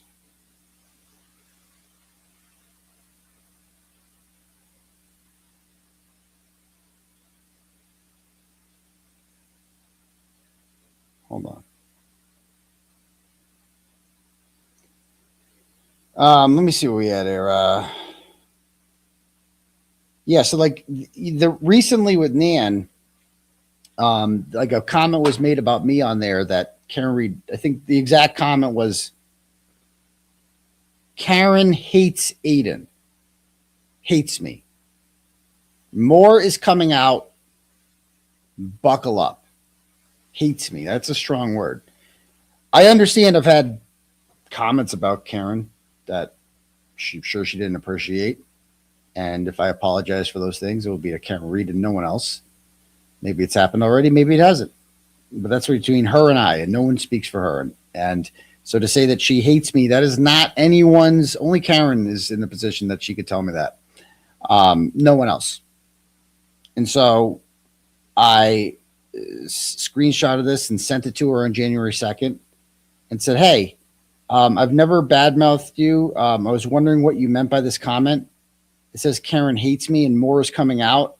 Is there something I should be aware of? Didn't respond. So I said, I'm just following up on this. I come in peace. No response. Then I went to Hooters. And I'm like, well, I want to ask her again. This is just on my mind and it's bothering me. And I sent it again. And I said, I was wondering if you could tell me when more is coming out and when I should buckle up. Let me know. Thanks. And I think I even called her too. I tried reaching out, tried calling her, and she didn't get through. And so she wrote back and she said, hello, Aidan. Happy New Year. I'm not privy to what more is coming out. So she's not privy to what more is coming out. I hope all is well, but there's nothing I need from you and would not and have never asked. I do hope everything de-escalates and that kindness prevails. That's really sweet. And I said, okay, thank you, Nan. Why did you say Karen hates me? Why do you say more is coming out? And she said, my pleasure. That is the word on the street, unfortunately. So she said that when she said that Karen hates me and more is coming out, she didn't hear that from Karen Reed herself. She heard that from the streets. So she says that is the word on the street. And again, I'm only bringing this up because she is an influential person and she's an attorney, a distinguished attorney, who is making claims that she speaks for Karen Reed. And I just wanted to clarify if she did or not. And she clearly is not. So when she put that forward, although she didn't say like Karen Reed told me this, she said Karen Reed hates Aidan. And word coming out. So, but she didn't hear that from Karen. She heard that from the streets. The streets told her that. So she said, I have opted to not allow some to share information with me because I don't want to get involved. She hates getting involved. As many out there chose to push me, which I find to be foolish on their part, not you, obviously. And I still feel like I'm not pushing her at all.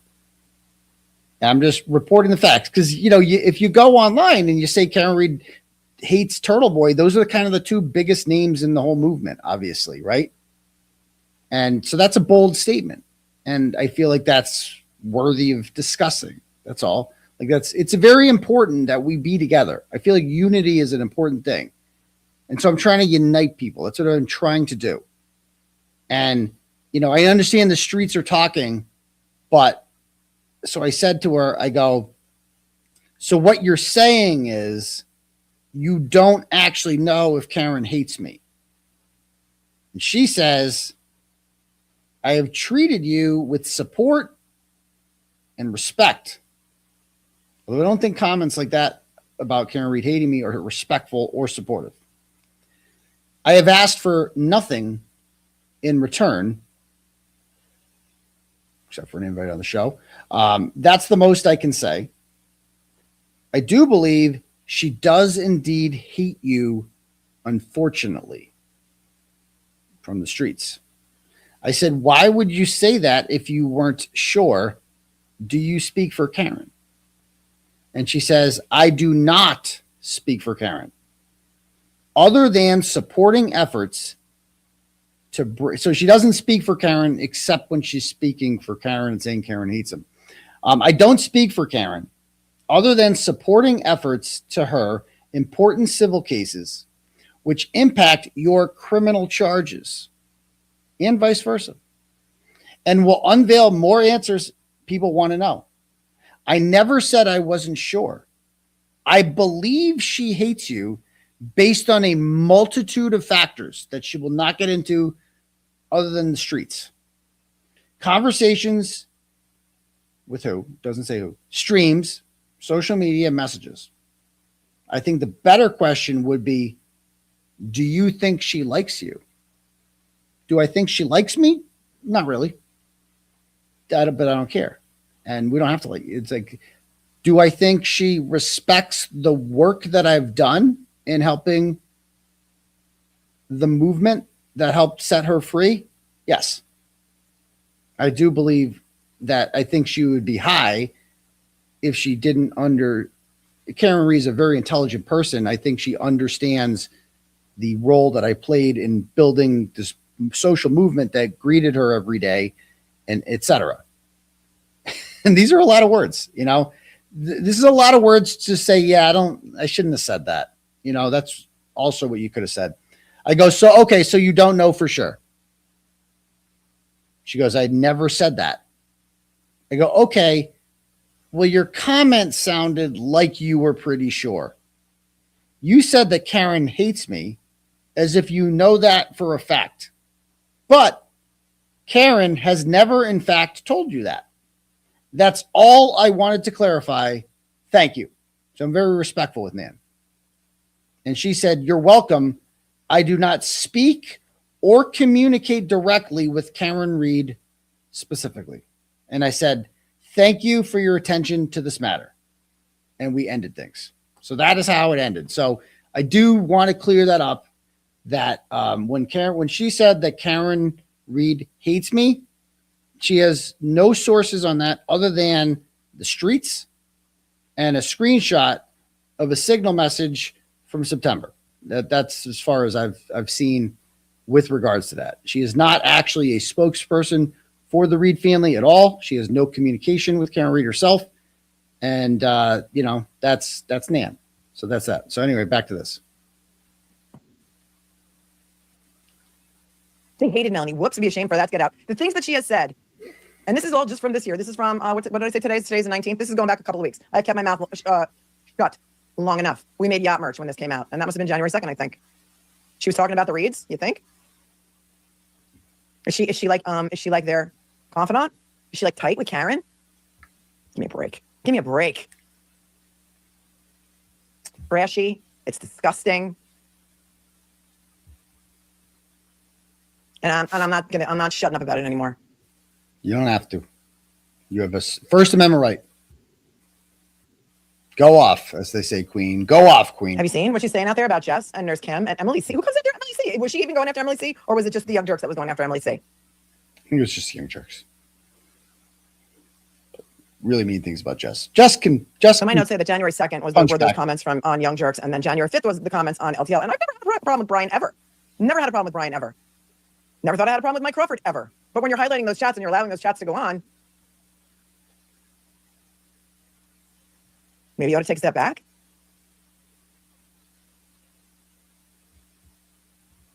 Gerda says, Karen Reed needs to re-look her PR. What is going on is disgusting. Well, I mean, if it got the anointing, if that fundraiser got the anointing from the team, I mean, what can we say about it? What can we say about it? Like, you can tell in the desperation in her eyes, like she wants to know, is this anointed? Does this get the full blessing of the Karen Reed defense team? That's what I want to know. Because if it does, I'm not down anymore. If this is what you're endorsing, I'm not down. And it's really, I think, critical for the Reed team you can't lose Melanie Little. She's too important. You need her on your side. We're talking about doing a massive fundraiser in the next couple weeks. We need her. We need her. You guys can support whoever you want, and you guys can do whatever you want. It's your money. Do whatever you want with it. This is when they start coming for me from inside Free Karen Reed. This is where I tap out. I got plenty of other content. I got plenty of other things to talk about. There are so many other people who need justice. 𝗫𝗄𝗄𝗧 Fitzsimmons needs justice, and shout out to Mazza for the fundraiser that he did last night. Raised a whole bunch of money for 𝗫𝗄𝗄𝗧. Sorry he couldn't make it, but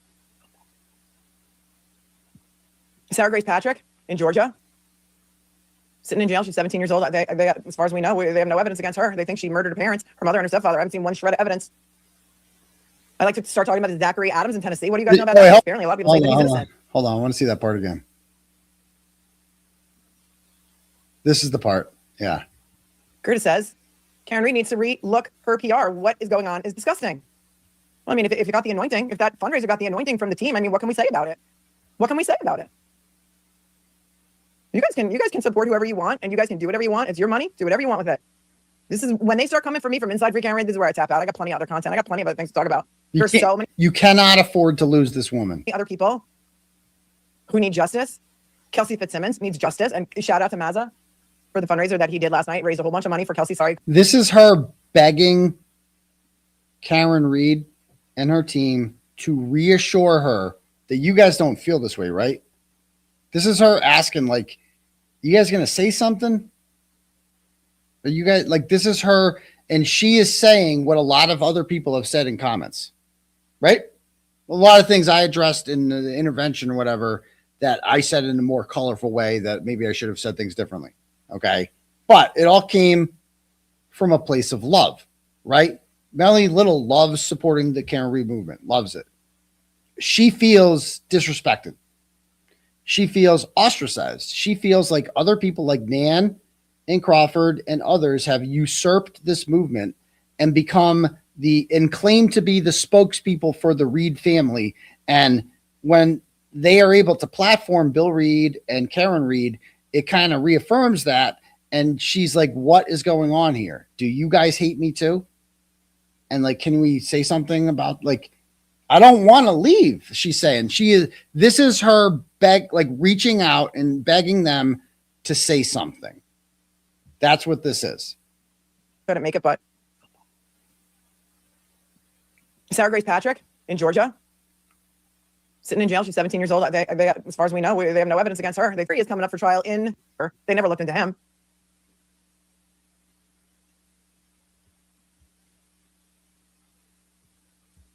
So congrats, Maz. You did a great job. I think you will. Mel's and Maz and Kim's coverage of the 𝗪𝗂𝗃 case has been outstanding. Thank you so very much. I mean, I'm just pulling up comments here. Sophie says exactly, Karen Reed and her people don't appreciate that there are hundreds of other people we could be supporting instead. I mean, why would you alienate half your audience? I don't understand it. I don't understand it. Aaron Spencer from Arkansas. This trial's coming up next week. I think Bob and Allie from Defense Diaries are going to be there. They're going to be boots on the ground. I can't wait to hear about that. This is a man who's being prosecuted for murder because he killed his daughter's rapist while this guy had kidnapped her and also was raping her again. She was 13 years old when he started grooming her. He was out on $5,000 bail. Michael Fossler was 67-year-old man, groomed and raped a 13-year-old girl. She's like, I could be covering all these cases, you know? And he's going to trial next week. And she's like, yeah, I'd love to advocate for Sarah Grace Patrick. I'd love to do that. You know, she's not going to tell me that I suck. She's not going to, her spokespeople aren't going to tell me that they hate me. Like they're not going to, that Sarah Grace Patrick hates me. And, you know, Nick Rocco was in the chat and Nick Rocco, you know, made it very clear. Karen never said that. Karen never came out and said anything of that sort. And that's interesting that he said that. Now, some people are like, oh, he's playing dumb or this and that. You know, I don't think he is. I think he's somewhat oblivious to a lot of this stuff. I don't think he pays attention to it. I don't think he cares very much about the drama. But their responses, you know, him and Jenna, both of their responses, I found them to be reassuring, you know. And to me, the message was sent loud and clear that like, now those guys don't speak for us. And Bill Reed can figure out how to use a phone. I don't think for a second that he was like, I can't figure out how to get back on this panel. I think he went on there in something called James Jackson, started talking to him like he was some homie G from down the street. Like, yo, what up with that chain? And Bill Reed's like, I am not today, Satan. What is happening right now? Like there's many other people like Melanie Little that he would rather be conversing with. You know, that's just what I feel. I do think it could be stronger, the voice. And I think it's important for Karen and for her defense team and for Alan, you know, who's invested in this, to get out ahead of this and say, we love Melanie Little.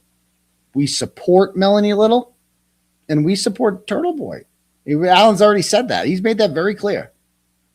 And that anyone claiming that if you support Turtleboy or whatever, and you did not us, then anyone claiming that does not represent us, does not speak for us. I think it's good that it came from Nick Rocco. It would be better if it came from them. That's what I'm saying right now. That's all. And because look at her, man. You've lost her. And he's also running for sheriff of Lono County, Arkansas. Aaron Spencer is right. And there's not going to be any cameras in. I'm done. I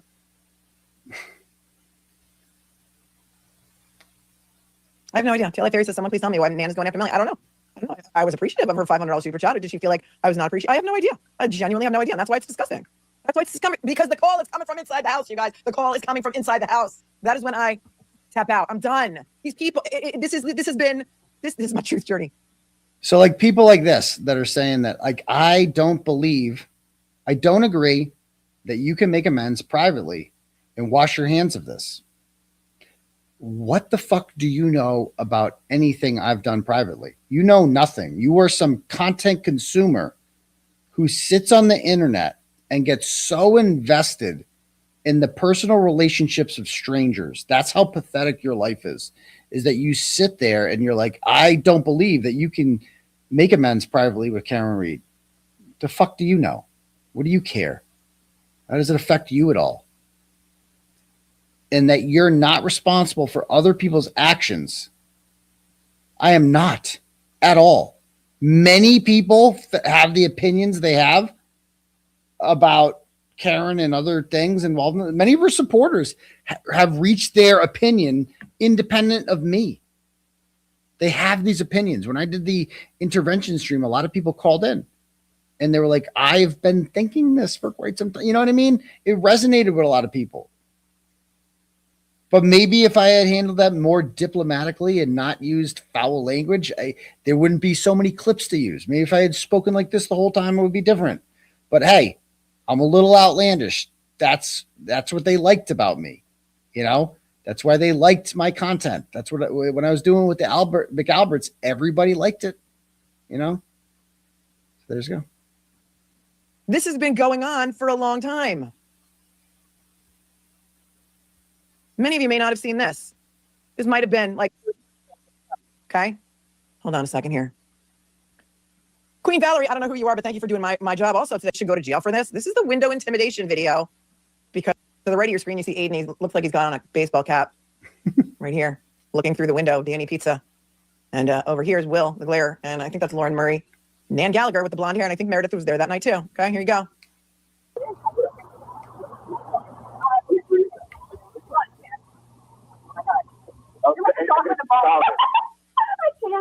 That's Lauren Murray. There's Will, and there's Nan in the yellow coat.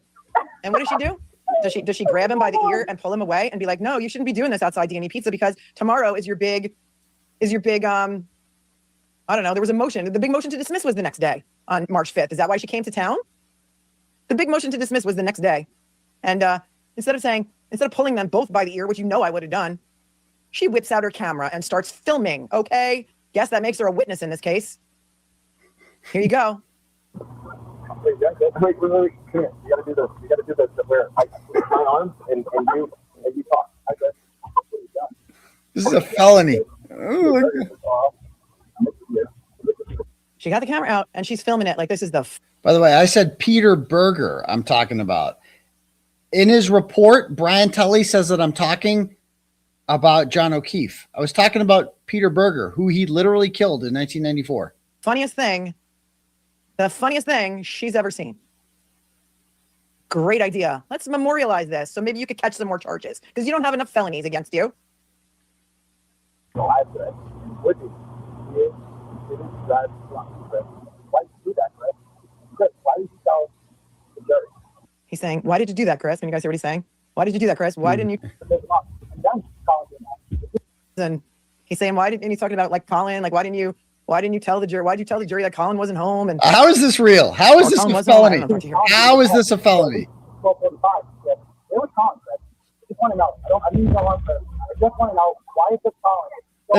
Again, we've been over this before. I'm not talking to Chris because I am under the assumption that this is not being audio recorded because it is illegal to audio record people without alerting them in Massachusetts. So I assume this is not being audio recorded. I am doing a bit.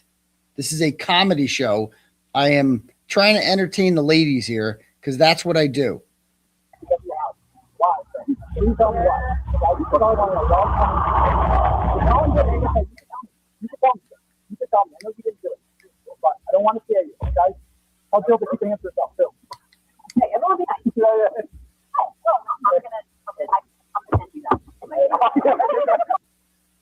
She said she's recording, and then she says, I'm going to send you that to Aidan. I'm going to send you that. And yeah, it's funny. It's funny when you look at it, right? It's funny. He got 2 felonies for that. 2 felony charges of witness intimidation against Colin Albert and yeah, I thought no one was listening. Chris Albert. even though they weren't there. They were watching the video from home, and that frightened them.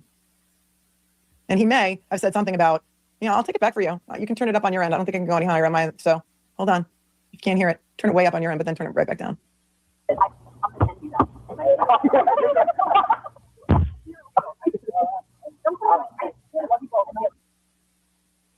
What do you think?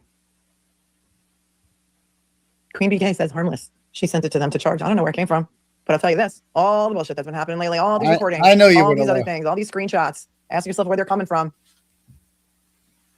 Ask yourself where It's an interesting comment by Melanie Little. Ask yourself where they're coming from. When she makes a comment like that, she knows where they're coming from. Aidan didn't release any of that stuff. I didn't. I released none of them. Yeah, 10 years. 10 years, I think, for each charge. Maybe that's 20. I released none of them. Egging them on. None of them. Mary says they needed a grown-up present. Thank you, Hexart says I'm a good fighter. I'm sick and tired of her coming for me. I'm done with it. I'm done. And so while I don't address it, I think now it's time for everyone to know about it. And it's not my story to tell what she's doing to other people. Other people can tell their story if they like. But wild. Kelly says the day that the D&E pizza thing happened, when you covered it, did you say as a lawyer you would not have allowed him to do it? Maybe that got him. I think when it came out, I said I would have pulled them both away by the ear. I really don't care. I don't know. She at one point, I highlighted this. She sent Aidan a voicemail. Here's what happened. But that was just recently, right? Fan of the Truth says, how about Nan sending her office's voicemail left by someone who was looking for representation to falsely attack Turtleboy in a New Jersey court to Aidan? Yes. And then she told him that he could publish it on Twitter. It was someone leaving a voicemail that I forget who it was. That woman who was selling t-shirts with Turtleboy on them. I can't keep it all straight. Donna It left a voicemail for Nan saying, hi, Nan, my name is what so-and-so. And I want to go after Aidan Kearney for blah, blah, blah, blah, blah. And I know that you're admitted in New Jersey. I don't even remember what it was, but she had no problem forwarding that voicemail straight to Aidan and telling him that it was okay for him to publish it on the cesspool of Twitter. And this viewer, fan of the truth, says, imagine a lawyer sending potential clients messages. Yeah, and I came in and I said that is absolutely 100% unethical because you have the duty of, because a lot of people apparently don't even know about it because 80% of my audience says that they don't even engage on Twitter, so they wouldn't even know. For being with me for so long, and Bamber's Matt that are going to be my lifelong friends. 6 hours there in my car, 6 hours back, paid for my own hotel. It was not like I was invited once during trial one, and I was invited once. I was invited to a fundraiser, and I went to a fundraiser. That, by the way, I paid my own way to get there. Okay, it was 6 hours there in my car, 6 hours back, paid for my own hotel. It was not like I was invited like some VIP and fully comped and paid to go there. I went there because I believed in it. Yes, exactly. Christina, thank you for becoming a new member. Mad World, thanks for tuning in. Thank you for tuning in from across the pond. And says before I go to the courthouse because you guys are the ones who did it. The boots on the ground are the one who did it. When I was at court that one day, and it was during trial one, it was June 14th. I remember it was Flag Day. The boots on the ground my did brother it. and I were there on the same day, and I met people outside the courthouse that were there from England. Yes. From everywhere. People drove from far and wide, and that was trial one. Think about how many more people showed up for trial two. How many more people? Out of 𝗃𝗃𝗧𝗂𝗏 says, Mel, you do you. People that know and love you will follow. Tell them to be gone before someone else drops a house on you too. You're perfect. Gigi might have changed her name. The Californians. You guys know the Californians. What are you doing here? Yeah, it's gross because you guys were worldwide. Somebody needs to address this. And right now, I'm the only one doing it. Well, I'd love to address it in more detail and say like how I really feel and just do my thing, but I'm drama free. So I can't address it. So that, in fairness, and under normal circumstances, I would address it, but I'll let you do it instead, Melanie. Well, maybe other people are doing it, but I haven't watched it, so I don't know. But Karen's team needs to come out and address this because you don't want to alienate half your supporters. There it is. Right now, I'm the only this is a powerful statement right here. Listen to this, dude. Listen to this. one doing it. I'm the only one doing it. Well, maybe other people are doing it, but I haven't watched it, so I don't know. But Karen's team needs to come out and address this because you don't want to alienate half your supporters. And Karen's team, she says, Karen's team needs to come out and address this because you don't want to alienate half your supporters. Duh. I mean, that is the least controversial statement ever to say that. You don't want to alienate half. You are losing. $10,000 is nice. You know what's better than $10,000? $25,000. And that's what's these guys that are just loving the fact that they're like, we own you. You're ours. You know, you like us and not them, right? And that's it. They're using it as like a status thing, and it's costing you. It's costing you, and you deserve better. It's for your benefit to speak out and say something, because this is a woman who does not engage in this sort of content, drama, whatever you want to call this. And she, look at her face, man. She's like, she does not want to be doing this right now. She is at her wit's end. And she wants nothing more than to continue to support the Karen Read movement. And she's like, but I have to hear from you. I have to, you know? And it's more than half, to be clear. It is more than half. I fear that that's what's been done. You tell me if you think I'm wrong. Tell me if you think I'm wrong. She deserves all the support, but you can't have people like out there like that speaking for you, alienating everyone. I mean, I expect that from the people who have historically been on, you know, the John O'Keefe was hit by a car side. But this is insane. I'm done. I'm done with it. Here's the ML Cupcake coming in. That fundraiser was not a fundraiser when they turned down $5,000 from Turtleboy and put people down in the chat. I mean, the part that I watched on the Read Files. I think it's called the Read Files channel, right? And they shut the chat down at some point. They just shut it down.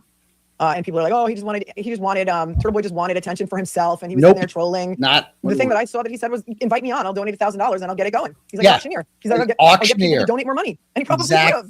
He probably would have. She gets it. An auctioneer. That's what I was doing. I'm like, let's go. Let's get the crowd going. You know what I mean? Let's get people excited about this. People aren't excited about this. That's all I was doing. But they didn't want that, because then they wouldn't have Karen Read to themselves. And that's really what they want, is they want ownership. They think they own her. And I don't know if she realizes this. I don't know if she gets this. I don't know if she sees what happened. I don't know how much she pays attention to this stuff. But I know that she appreciates support. She wants that to continue. And, you know, you can't afford to lose Melanie. Because the people were told, if you support Turtleboy, don't give us money, right? I mean, am I wrong about that? Is there a receipt on that? Turtleboy recorded her. Why would they have Turtleboy? Who released the recording? Where did that recording come from? That's what I want to know. I don't know.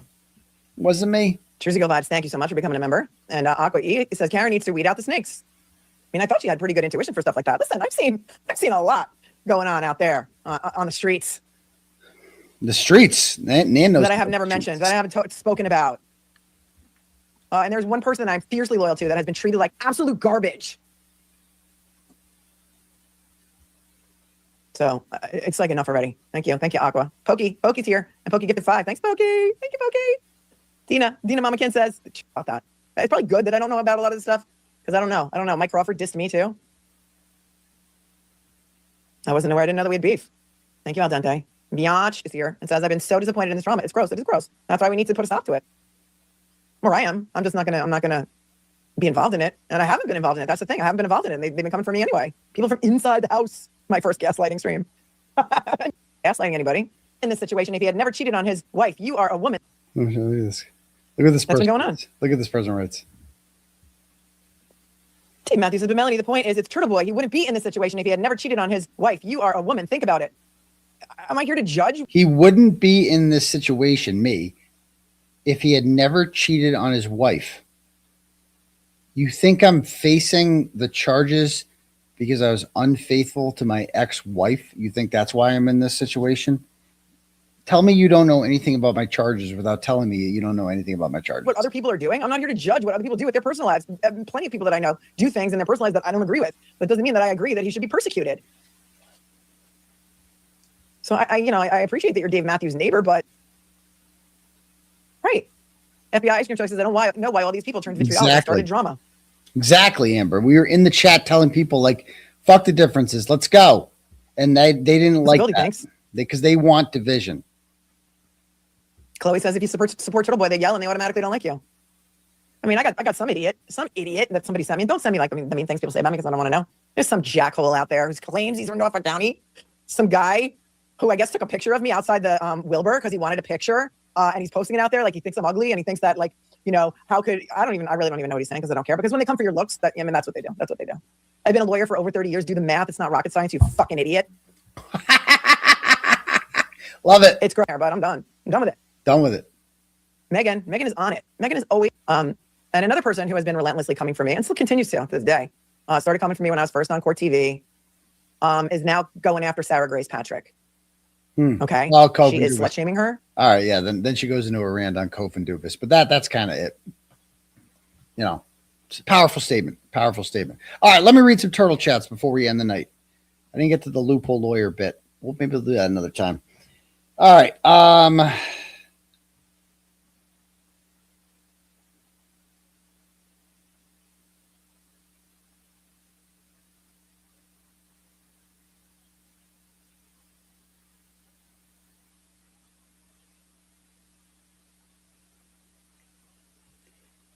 All right. I think Corruption Sucks sends $5 and goes, thanks for a great show. We must remember the movement is not divided. The people fighting the corruption are still right here with you. Exactly, bro. I mean, look at the numbers I got. We got over 6,000 people. It's past midnight. Show me another YouTuber in this Karen Reed universe that gets that. You can't. You can't. I mean, we're talking about people that got 300 people for a stream. Nobody watches. They would fucking kill for my numbers. Kill for it. You know, but they've burned every bridge and they don't got anything left. So that's I haven't. I have not burned every bridge. I have a lot of great relationships with people. I think I don't know if I read this one from Reese. $5 says, all right, Doc. Now, if you relapse from drama free too soon, we know the punishment for you. An entire stream just reading our theories, and you have to ponder and respond to each one. So true. So true. Callie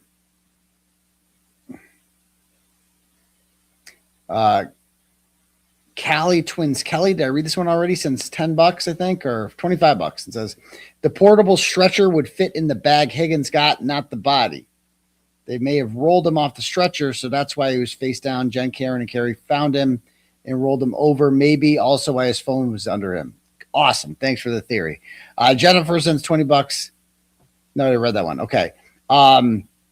Linda sends $5. Goes, the nasty, disgusting message from Nancy that Melanie got on her stream was obviously from Nan. I didn't see that one. Karma will come for her sooner than later. I love Melanie and Turtleboy. Thank you so much, Linda. Misty sends $5. Goes, no need to read out loud. Okay. Thank you so much. Appreciate it, Misty.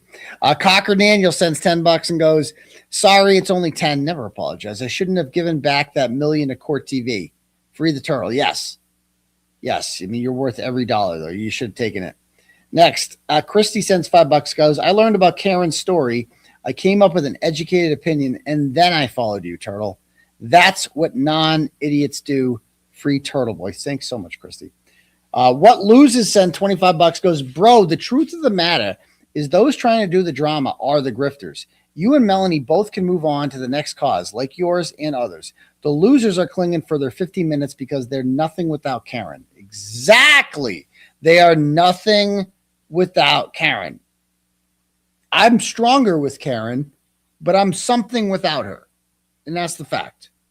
I'd rather be rowing in the same direction as Karen, being a unit, but if not, I will survive. I was here before Karen Reed. I will be here long after Karen Reed. They will not. All they have is Karen Reed. And access to her is the most valuable commodity that they have.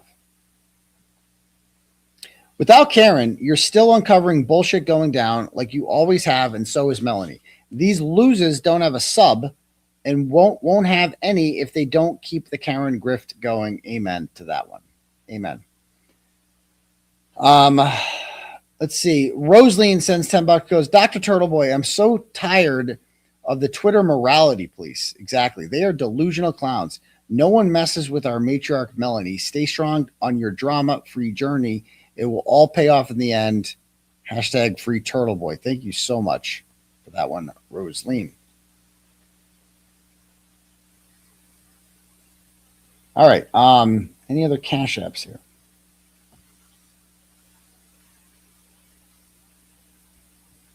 Ashley Bell sends, she wants $10. Go fuck yourself. Okay.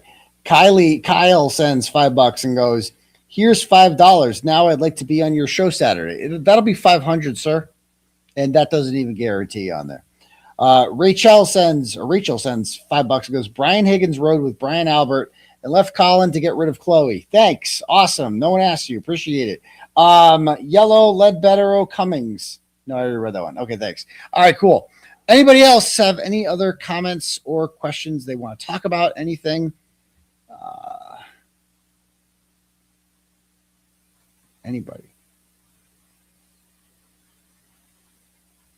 Good crowd tonight. Good audience, man.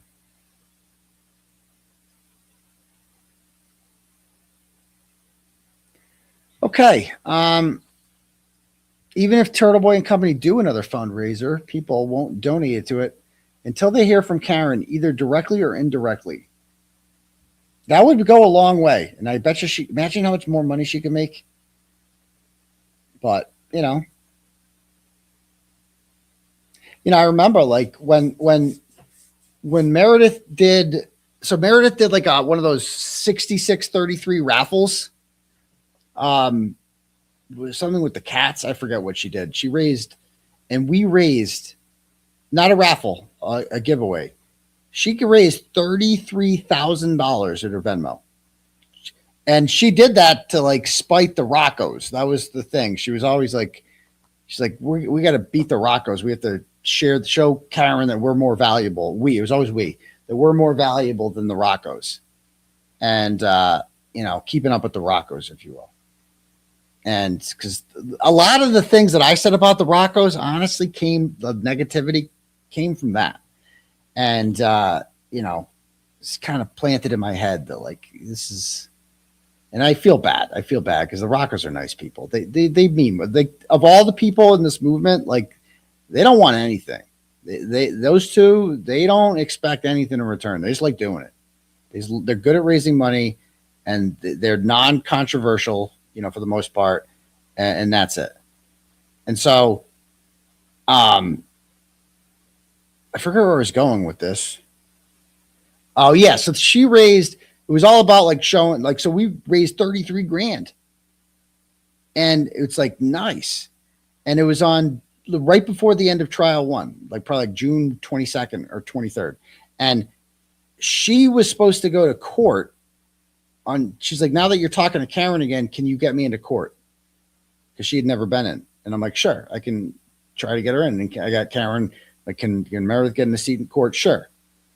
And got her in for June 24th. And then the C.F. McCarthy's incident happened. And when we got home that night, back to her place, Karen called me and was like, what is going on with this incident at D&E Pizza? And people are talking, everybody's talking about it. And she's like, I can't have, Meredith can't come tomorrow, she told me. She can't come because we are too close to the finish line, and that is not what we needed right now, and she can't come. And I had to tell Meredith, you can't come, and she was so pissed at Karen Reed. Furious at Karen Reed. And I'm like trying to stand up for my girl, be like, come on, Karen, come on, that's not right. You're doing it wrong. And I said to her, I said, Karen,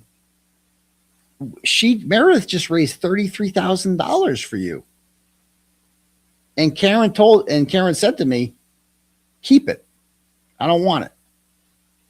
Because she's like, you can't buy me, basically. So like, that's what makes me like, I don't think Karen cares about the money that much, to be perfectly. I mean, that's just my read on her, was just like, no, like my principles matter more than anything. Like, I'm not doing that. You know what I mean? Like she can't be bought, basically. Like that's the way she kind of came. And I did respect that about her. I'm like, okay. Because in fairness, at the time, her life was on the line, and she viewed any association with these sort of antics, which I totally get, any association with these sort of antics as that. And yeah, maybe we shouldn't have gone. I mean, I have a right to eat wherever the fuck I want to eat. It's a free country. The McAlberts should keep their fucking hands to themselves, you know? But whatever, you know? So that's the story, you know? And honestly, good on Karen. It's like, I don't blame her for that. Like, I respected Karen Reed when she's like, basically when I'm like, come on, she just raised 33 grand from you. She's like, I don't want it. Then this is like, there's no strings attached to this money, like not happening, you know? So that's that. All right. What are people saying? What's money if you don't have, exactly. That's exactly the way she looked at it. It's like, bitch, we're trying to get a not guilty verdict here. I can't have any controversy at all. And I totally get that. I think Karen was in the right with that. But you know me, I'm going to stand up for my girlfriend, you know? There's a tough spot to be in.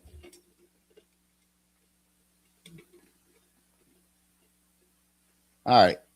Did she keep? No, we ended up giving it. She got it eventually because Merritt didn't come to court. And we're not going to.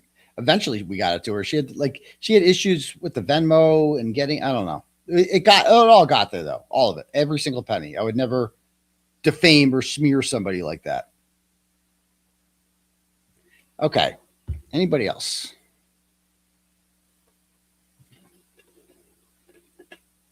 It's not pussy whipped. It's just like putting out fires. Like, it's just like anybody who's been in a relationship's been there before, right?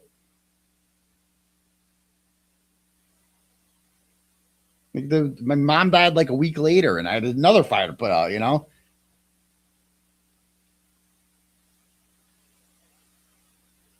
Yeah, nobody should be expecting or forcing Karen to pick sides. Exactly. There should be no strings attached.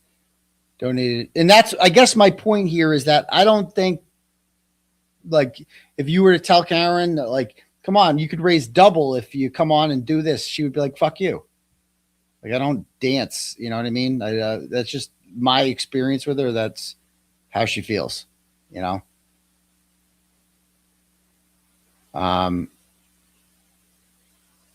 I am keeping the peace. No, I feel like I am. Am I not? I feel like I am keeping the peace, being no drama. That's it. Oh, it's your birthday, the Broken Baker. Happy birthday, my dude. Happy birthday, boy. Young man.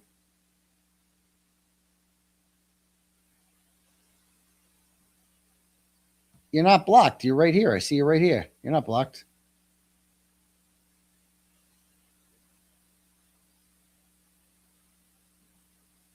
Well, I don't think she realizes how bad they're making her look, And at the time, her life was on the line. So it's a very different dynamic, It is a different dynamic. Or is his birthday the 21st?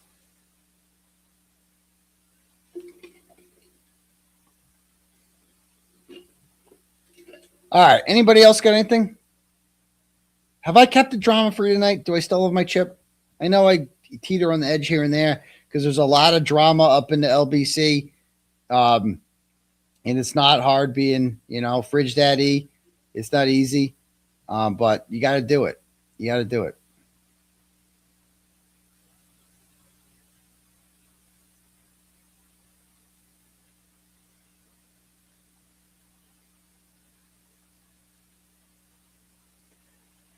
All right, guys. Well, I guess that's Emily C.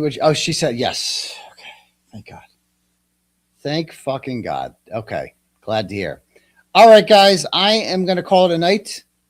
We have 5 more days until the Patriots get us back to the fucking Super Bowl, baby. Soupy. If we lose this one, what the fuck? But you can't end with a loss to 𝗵𝗵𝗃𝗃. That's not how the season ends. If it ends with a bad loss, that happens in the Super Bowl, not the AFC Championship. All right. Anyway, I'm out of here, guys. You guys have a great evening. I love all of you. And don't forget to brush your teeth, Turtle Riders. 𝗵𝗵𝗃𝗃 𝗃𝗃. Outie. Top down, riding down Main, it's a clear night, screens glowing blue, got the facts in my headlights, Commonwealth tripping, but the truth stay calm.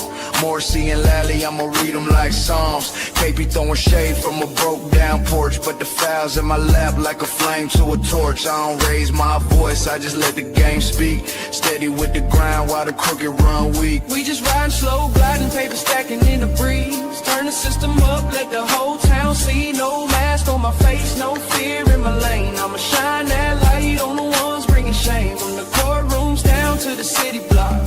They can't hide from the truth, cause the truth don't stop. We just ride a slow grind. Midnight oil burning, pen hit the pad slow, every word cut clean like the rims on the 𝗃𝗍𝗄𝗃. From Boston to Brockton, the whispers all hum. Turtleboys riding in the reckoning gon' come. 𝗟𝗟𝗃 in the back room, 𝗺𝗃 on the phone, trying to twist the narrative, but they can't postpone. I'm just sipping on the facts while the city play pretend. True, got no curfew, I'ma run it to the end. See, this ain't about fame, this about that long game. You can duck, you can weave. speak, but the truth still call your name. Just riding slow, gliding paper stacking in the breeze. Turn the system up, let the whole town see. No mask on my face, no fear in my lane. I'ma shine